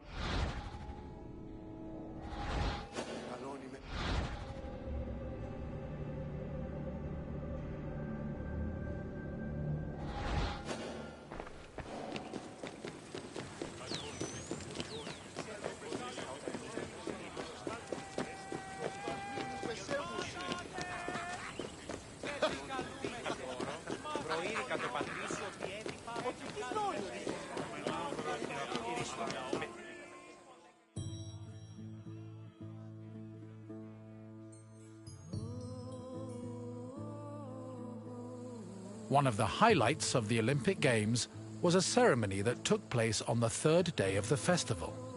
It began with a procession of athletes, ambassadors, Hellenodikai, and animals. The group made their way around the Altis until they arrived at the Temple of Zeus. Then the animals were brought in front of the altar of Zeus and offered as a sacrifice. This sacrifice was known as a hecatomb, a word that originally described the sacrifice of 100 oxen. During the hecatomb, the bones and legs of the animals were burned and carried to the top of a mound of ashes from previous sacrifices. Meanwhile, the meat of the animals was saved for a large banquet held later in the evening. Ora, πλείσμονες κλεφτριβίων εσμένους, φήμε διαδέδονται επί των λιμένων, ότι λείψονται αντίληψτα. Μη θεύματα, τούτο όποτε συμβεί.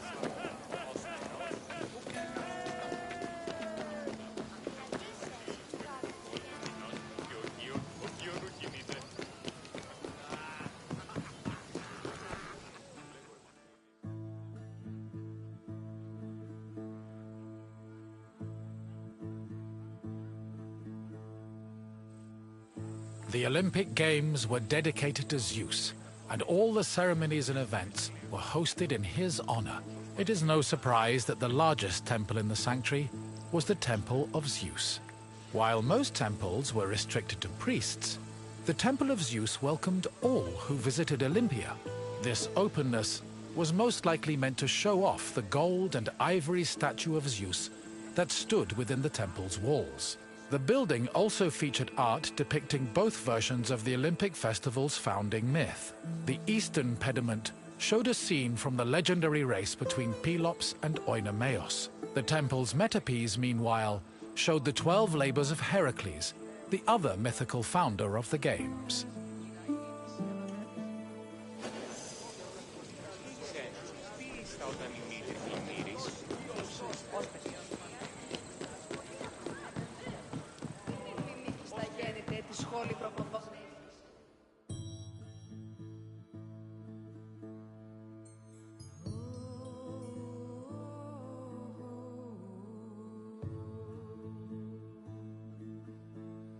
Zeus was the god of sky and thunder, and king of the Olympians.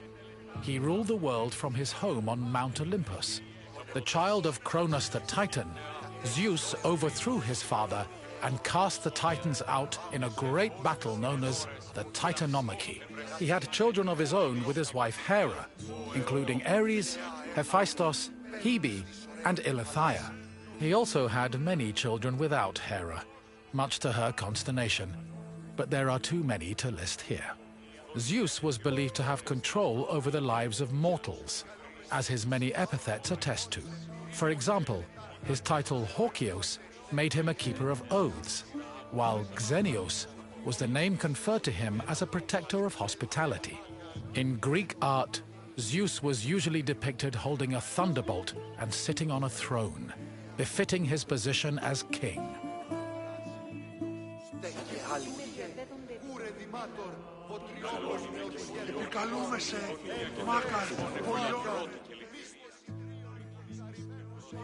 The Temple of Zeus was home to the chryselephantine statue of Zeus, one of the 7 wonders of the ancient world. The statue, made of gold, ivory, and wood, was sculpted by the renowned artist Phidias. At 13 meters tall, it was as impressive looking as it was difficult to maintain. Oil was used to protect the wood and ivory from cracking and to prevent general decay. While the statue does not exist today, it was thankfully described by Pausanias in great detail, so its legacy lives on.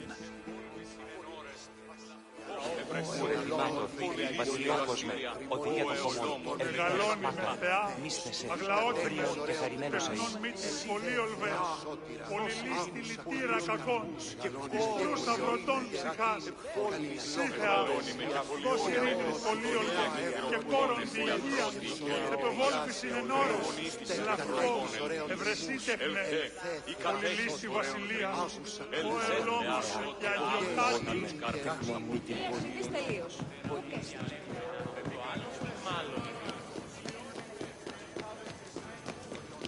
Ή ξένος, ποίησα όταν είμαι.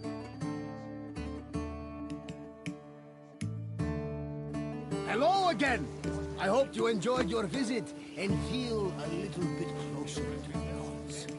Well, as close as a mortal can get. Is there anything else you'd like to do?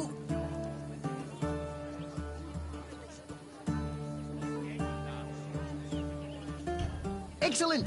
Let's see what you remember. Your first question is a simple one. Which goddess was Zeus's wife? Athena was the goddess of wisdom. She was Zeus's daughter, not his wife. Try again.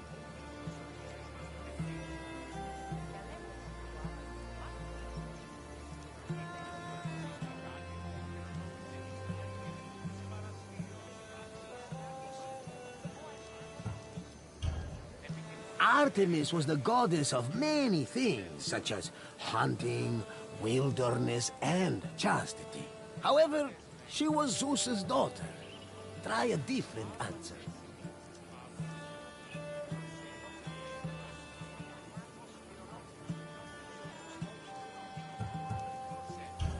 Depending on the story, Aphrodite was either Zeus's daughter or the product of some questionable sea foam. Either way, she was not Zeus's wife.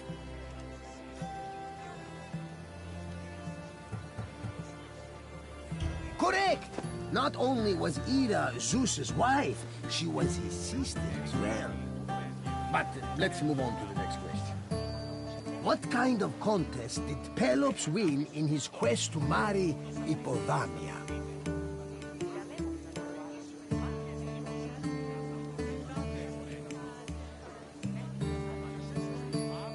Javelin throwing was part of the Olympic Games, but it was not the event that Pelops participated in. Try again. Yes, Pelops won a chariot race, thanks to Poseidon's help. And now, the final question. What was inscribed on the cup found near Phidias' workshop? I don't think Phidias had any children, but even if he did, let it be known that I am the world's best dad. Try a different answer. Phidias was a great sculptor, but I don't think he was arrogant enough to advertise the fact on the cup. Try again.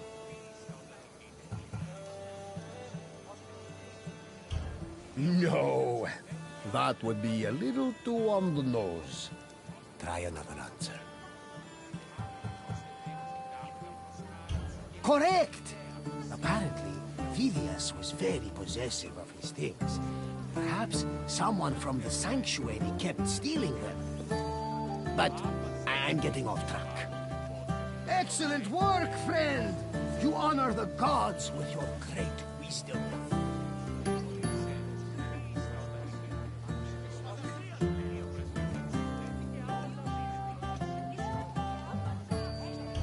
Farewell for now, my friend.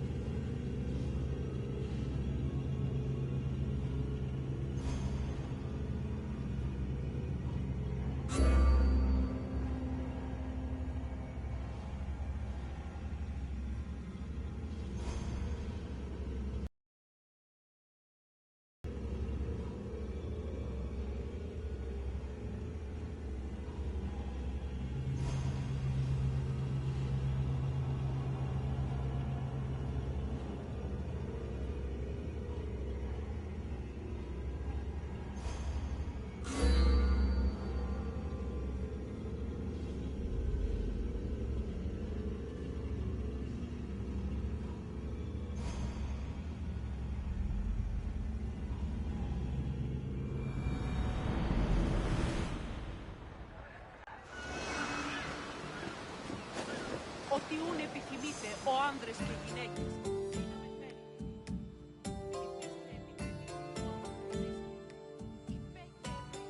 Greetings, wanderer, and welcome to the port of Piraeus.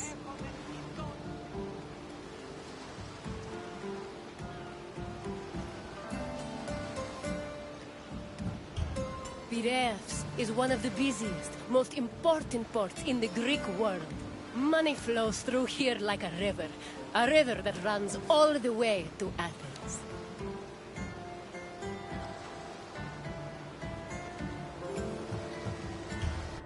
Acting as a port for Athens, Piraeus welcomed merchants, goods, and travelers from all over the world.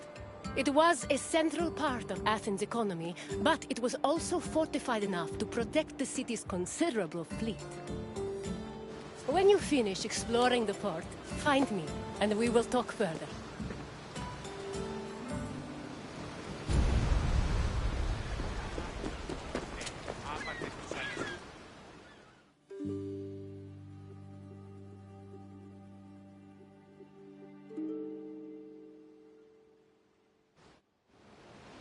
Piraeus, a peninsula southwest of Athens, became the city's main port after the politician Themistocles encouraged the development of its natural harbors. These developments led to the gradual abandonment of the older harbor of Phaleron. Piraeus's fortifications were further developed by Cimon and Pericles, along with the long walls, which ensured goods could still be moved during sieges. Piraeus was divided into three main sectors: the military port, the Emporion, and the residential area. By the 5th century BCE, it had become not only Athens' naval headquarters, but also the mercantile center of the Mediterranean.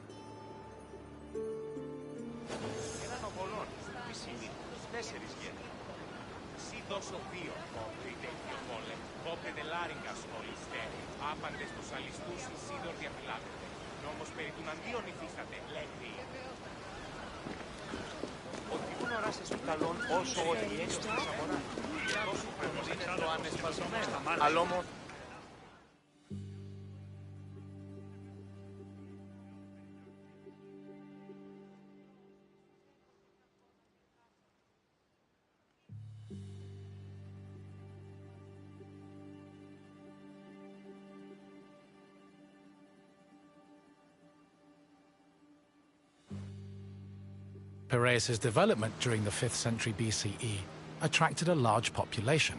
Many craftsmen, merchants, bankers, sailors, and ship owners moved to the port in great numbers. The population was a mix of Greek citizens, foreign visitors, and immigrants, known as metics. The variety of the port's inhabitants gave Piraeus a cosmopolitan atmosphere. Most of the residents were involved in trade, but others worked on shipbuilding or in larger-scale industries like shield factories.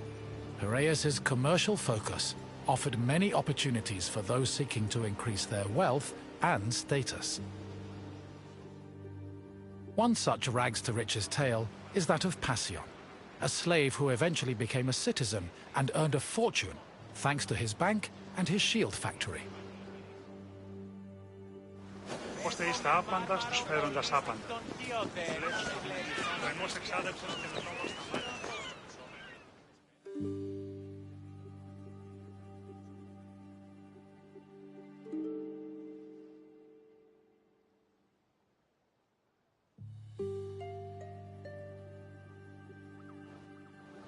Piraeus was a demi, or district, of Attica.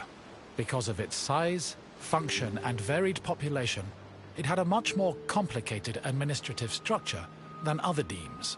Above all, Piraeus was closely monitored and controlled by the Athenian assembly due to its importance to the city. Within the port, there were two separate categories of trade: international trade, which took place in the Emporion, and retail trade, which was managed by Kapoloi in Piraeus's agora.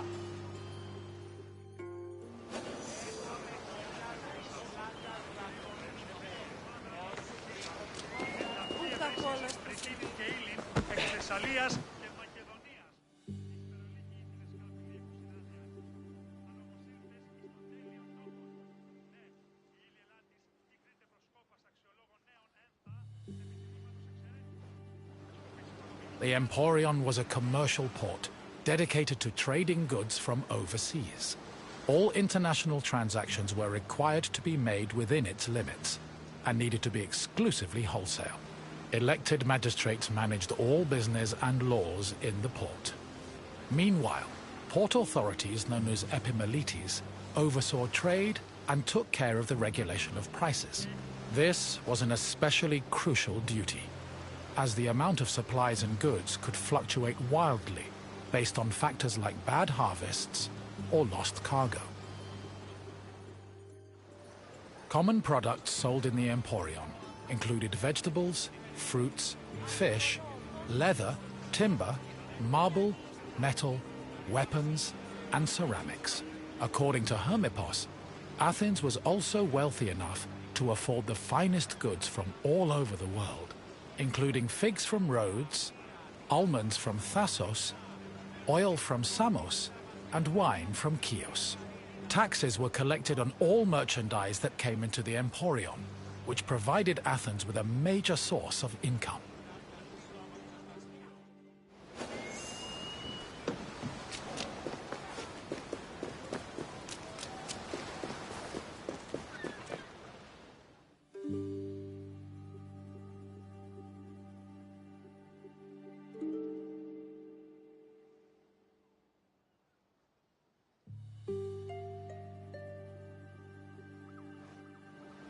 After arriving in the Emporion, merchants set up samples of their goods in a display area called the Deigma. This was where citizens and foreigners gathered to officially make their deals. And almost all merchandise that came into the Emporion was traded within the area. The Deigma was under constant supervision by magistrates, who negotiated price control with the importers. They would occasionally give special privileges to those who agreed to sell at lower prices. These privileges ranged from tax exemptions to specially reserved seating in the theater.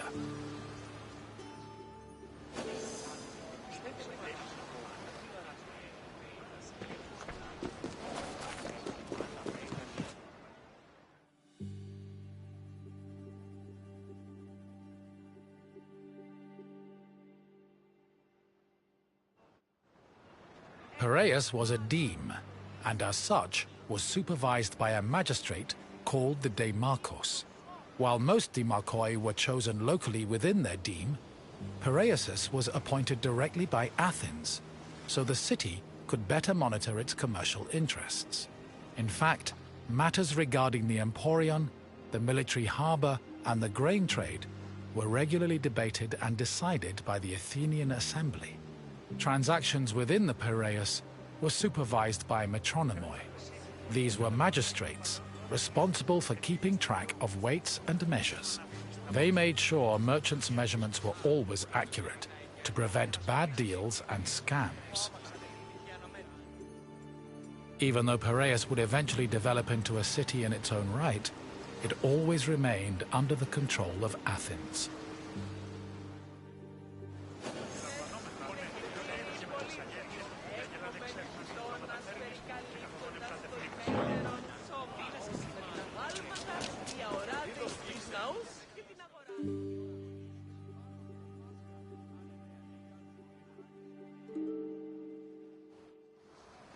A commercial tax of 2%, or a pentecost, was placed on all cargo entering and leaving Piraeus. The tax was collected by a group of 5 people called Pentecostologoi. According to Andocides, this position could be bought for the hefty sum of 30 talents, or 180,000 drachmae. However, most of these officials made a profit of up to 6 talents, making the job very lucrative. While merchants were responsible for setting the value of their goods, Pentecostologoi had the power to challenge the value, if they saw fit. Furthermore, merchants were required to register with these officials before they could transport, display, and sell their goods. Overall, this system provided Piraeus, and by extension Athens, with a tremendous amount of money.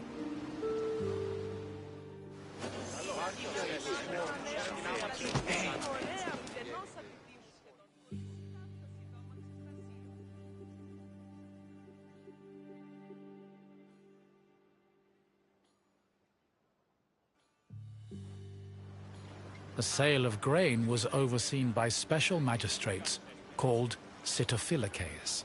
Since some Greek cities had a grain deficiency and relied heavily on imports, these officials were extremely important. Their duties encompassed all aspects of grain commerce, including price control and profit margins, to ensure Athens remained well-fed. This is no surprise. Grain was so important to Athens that 2/3 of all stocks were required to be transported and sold at the city's agora by law. According to Demosthenes, the significance of the Sitophilakes was such that if they failed in their duties, they faced the death penalty.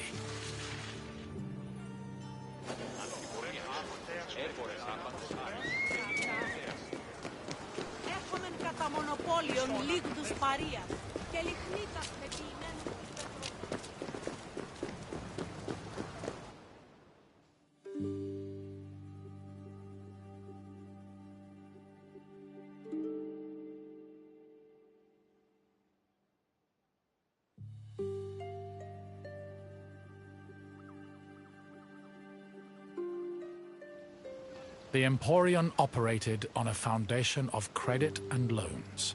Overseas commerce was handled by 2 types of tradespeople: Emperoi transported cargo in borrowed ships, while Naukleroi were ship owners who moved goods on their own vessels. Elsewhere in the Emporion were bankers and accountants who arranged loans and kept track of incoming and outgoing ships.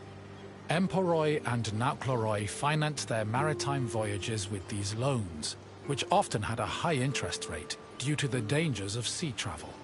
Emperoi used the loans to pay for both the cargo and the right to a ship, while Naukleroi only had to pay for their crew.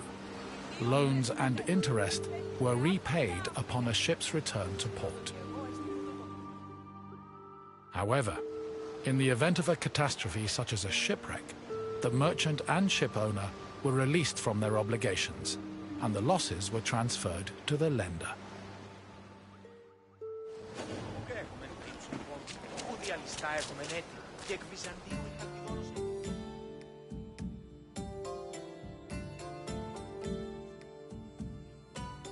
You've returned. I hope you enjoyed your stroll through the port. Piraeus was important to Athens' commercial interests, but it eventually came into its own as a vibrant and bustling port. If you have any questions, don't hesitate to ask. If you say so, let us see what you've learned, Wanderer. First, a simple question. Which Athenian politician originally encouraged the development of Piraeus' natural harbors? Pericles did contribute to the port's development, but he was building off someone else's ideas. Try again. By the time Alcibiades was born, Piraeus was already a thriving port. Keep trying. Correct. Themistocles saw Piraeus' potential as a port and encouraged its development. On to the next question. What did the Sitophilakes supervise? It was Metronomi who were in charge of Piraeus' weights and measures. Try again. Yes, Sitophilakes had the extremely important responsibility of handling all matters related to grain commerce. Only one question left. What was the name of the slave who took advantage of Piraeus' opportunities to earn themselves citizenship?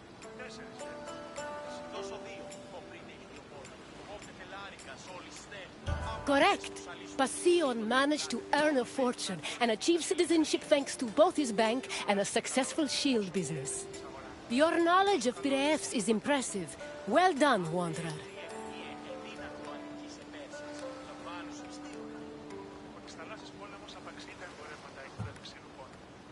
Of course. Follow me, Wanderer.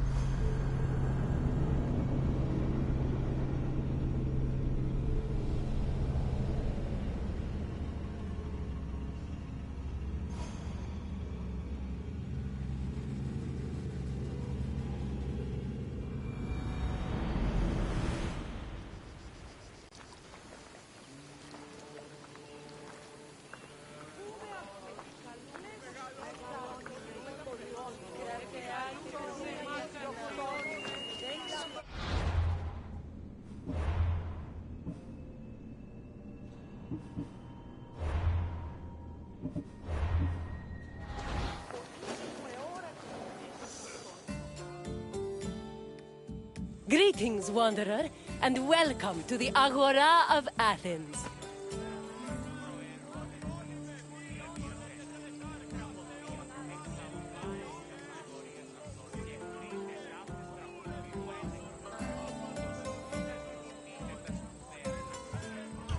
I love this Agora. Where else could you find a common fish merchant and an extravagant jewelry seller within a few feet of each other?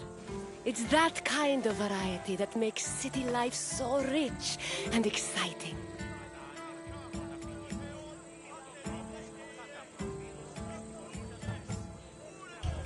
The Agora is the beating heart of any Greek city. It is a place where all types of people may gather, from citizens and foreigners to magistrates and philosophers. All manner of business is conducted here, including political meetings, legal proceedings, and trade. When you finish exploring, come find me, and we can talk more. See you soon, wanderer.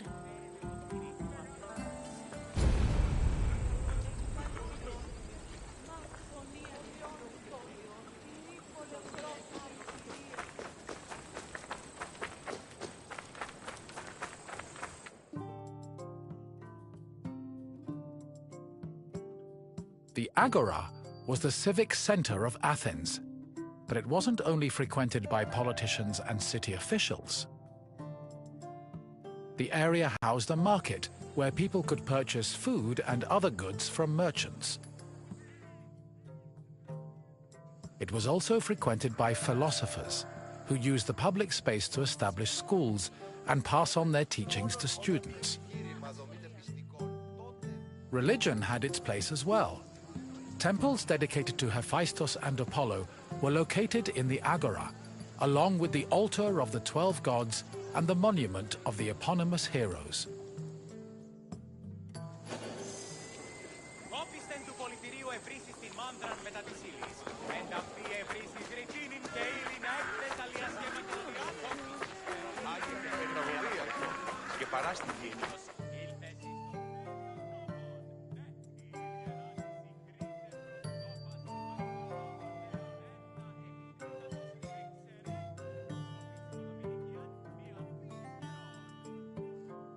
The painted stoa, or stoa poikile, derived its name from the panel paintings on its wall.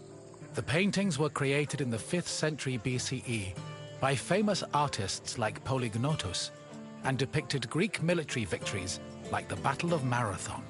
The stoa served as a public meeting place for citizens, but it was especially popular with philosophers who used the space to pass on their teachings. In 301 BCE, the philosopher Zeno of Kition chose the Stoa Poikile as the location for his school of philosophy, the appropriately dubbed Stoicism.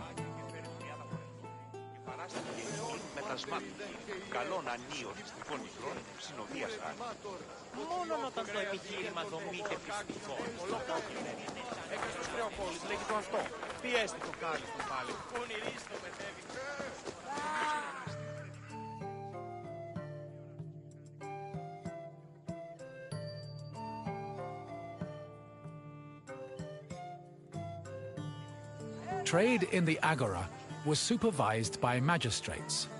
There were 5 agoranomoi, who kept order in the market, controlled the quality of goods, and collected market dues.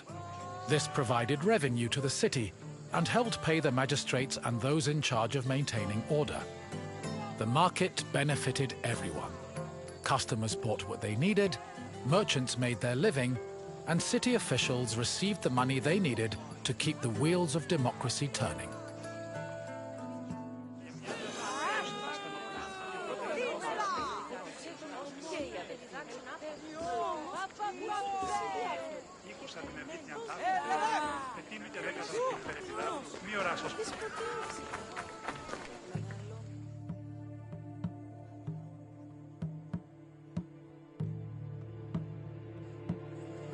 The original Temple of Apollo Patrous was built around 535 BCE by Pisistratos, but was destroyed by the Persians during their invasion a few decades later. It long remained in ruins, except for the altar, which was left standing as a reminder of the Persian sacrilege. Eventually, a new temple was built in the 4th century BCE. Inside was a statue made by Euphranor, the same artist who painted in the Stoa of Zeus. The temple held special significance in Athens, as it was connected to the origin of the city's people. The name Patroos, meaning fatherly, referenced the belief that Apollo was the father of Aeon, founder of the Ionian Greeks, from whom all Athenians are descended.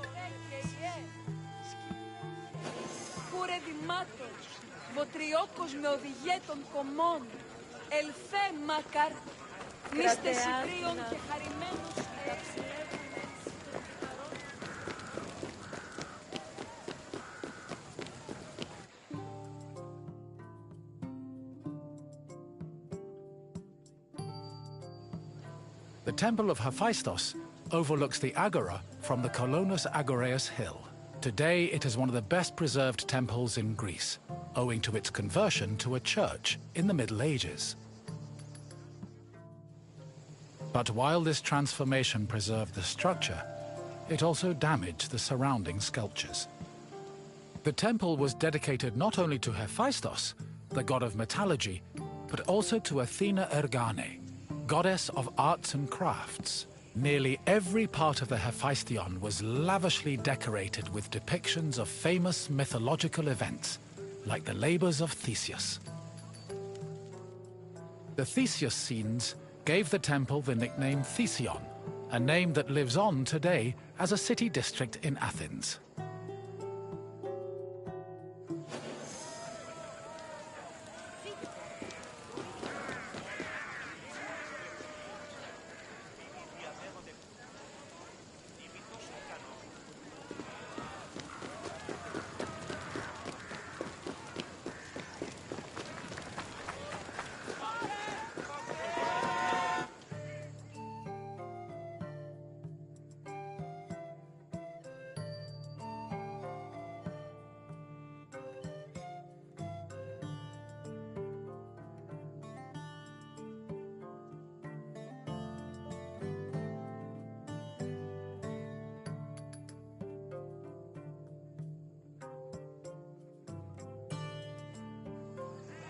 The Boulaterion was another building in the Agora that contributed to the democratic process. It housed the Athenian Council of Citizens, the Boulé. This council of 500 was composed of 50 members from each Greek tribe, all of whom served a one-year term. They were chosen by lot from among citizens over 30. Every month, one group of 50 was chosen to lead the Boulé's executive committee, the Prytaneis. The Prytaneis met every day of the month and called meetings of the full council in the Boulaterion, where they spent their time discussing bills.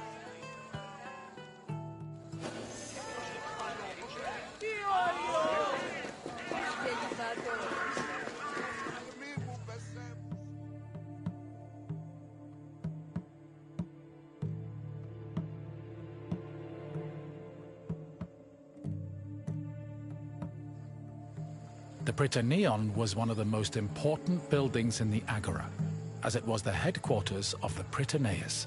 The Prytaneis was the executive committee of the Boulé, who ran the city's daily operations. The Prytaneis dined in the Prytaneon, and 17 of them slept on site to ensure there were always officials available to deal with emergencies.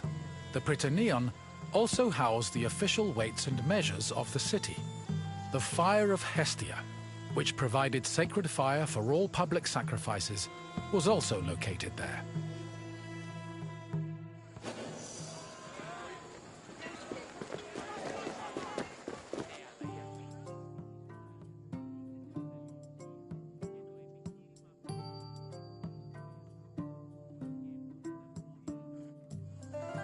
The Heliaia was the most important court in Athens, and was presided over by a group of judges called Heliasts. Judging was a regular part of an Athenian citizen's life, with trials happening almost every day. Heliasts were chosen randomly based on two factors. First, that they were on the official list of 6,000 potential Heliasts. Second, that they were present at court on the day of the trial. A stipend of 2 obols was established by Pericles to compensate for the loss of work while on Helias duty, and also to encourage participation in the judiciary process.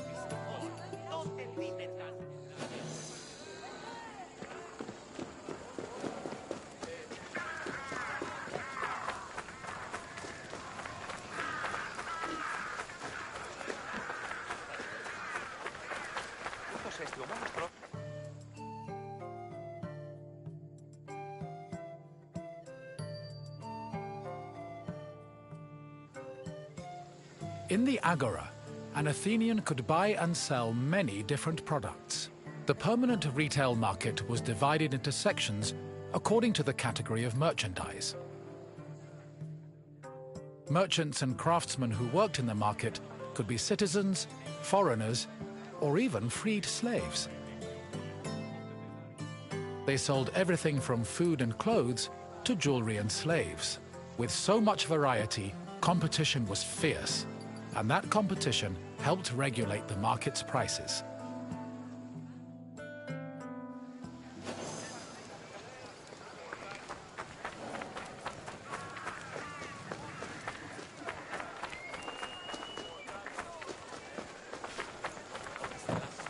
Το κρέας γίνεται φρέσκο κάκιον και πολλών κάκιον.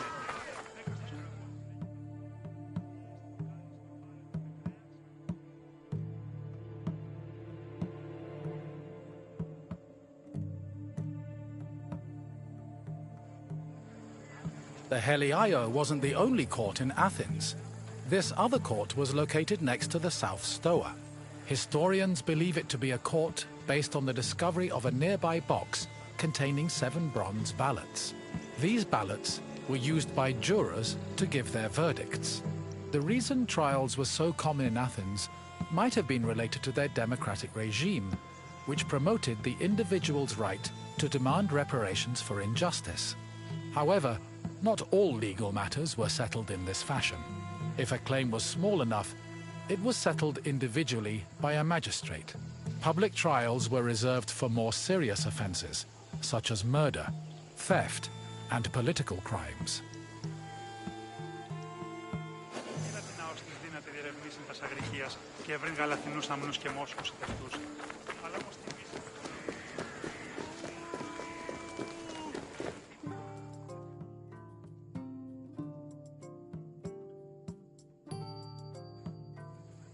The mint was where the city made its coinage.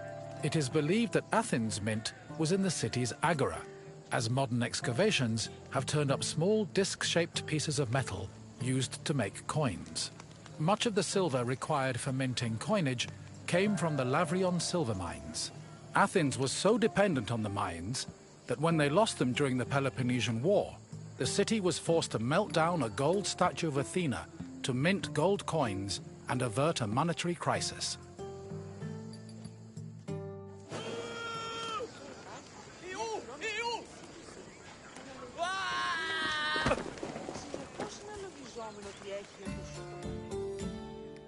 You have now experienced the Agora, following in the footsteps of countless Athenians before you. I hope the trip has impressed upon you how important this place was to trade, politics, and law. If you have any questions, don't hesitate to ask. Very well, let's begin. Which philosopher's school took its name from the painted stoa? Socrates was one of the greatest minds in Greece, but there are no records of him teaching at the painted stoa. Try a different answer.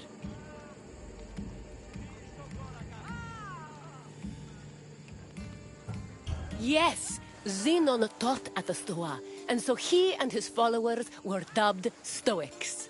Time for another question. What other name has the Iphistion gone by? Correct. The name was inspired by the scenes showing the hero Theseus, which decorate the temple. Only one question left. When Athens lost the Lavrion silver mines during the Peloponnesian War, which statue did they melt down to mint new coins?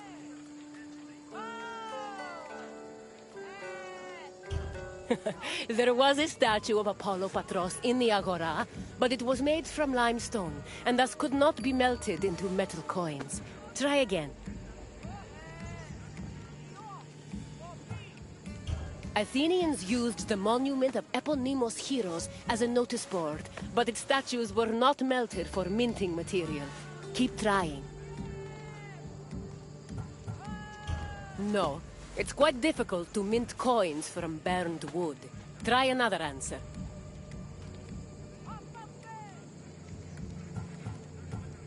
Correct. The Athenians melted down a statue of Athena to mint gold coins. It's clear you are very familiar with the Agora of Athens. I'm impressed. Farewell, wanderer. May we see each other again soon. Signora, έναν κύριο ξύλο.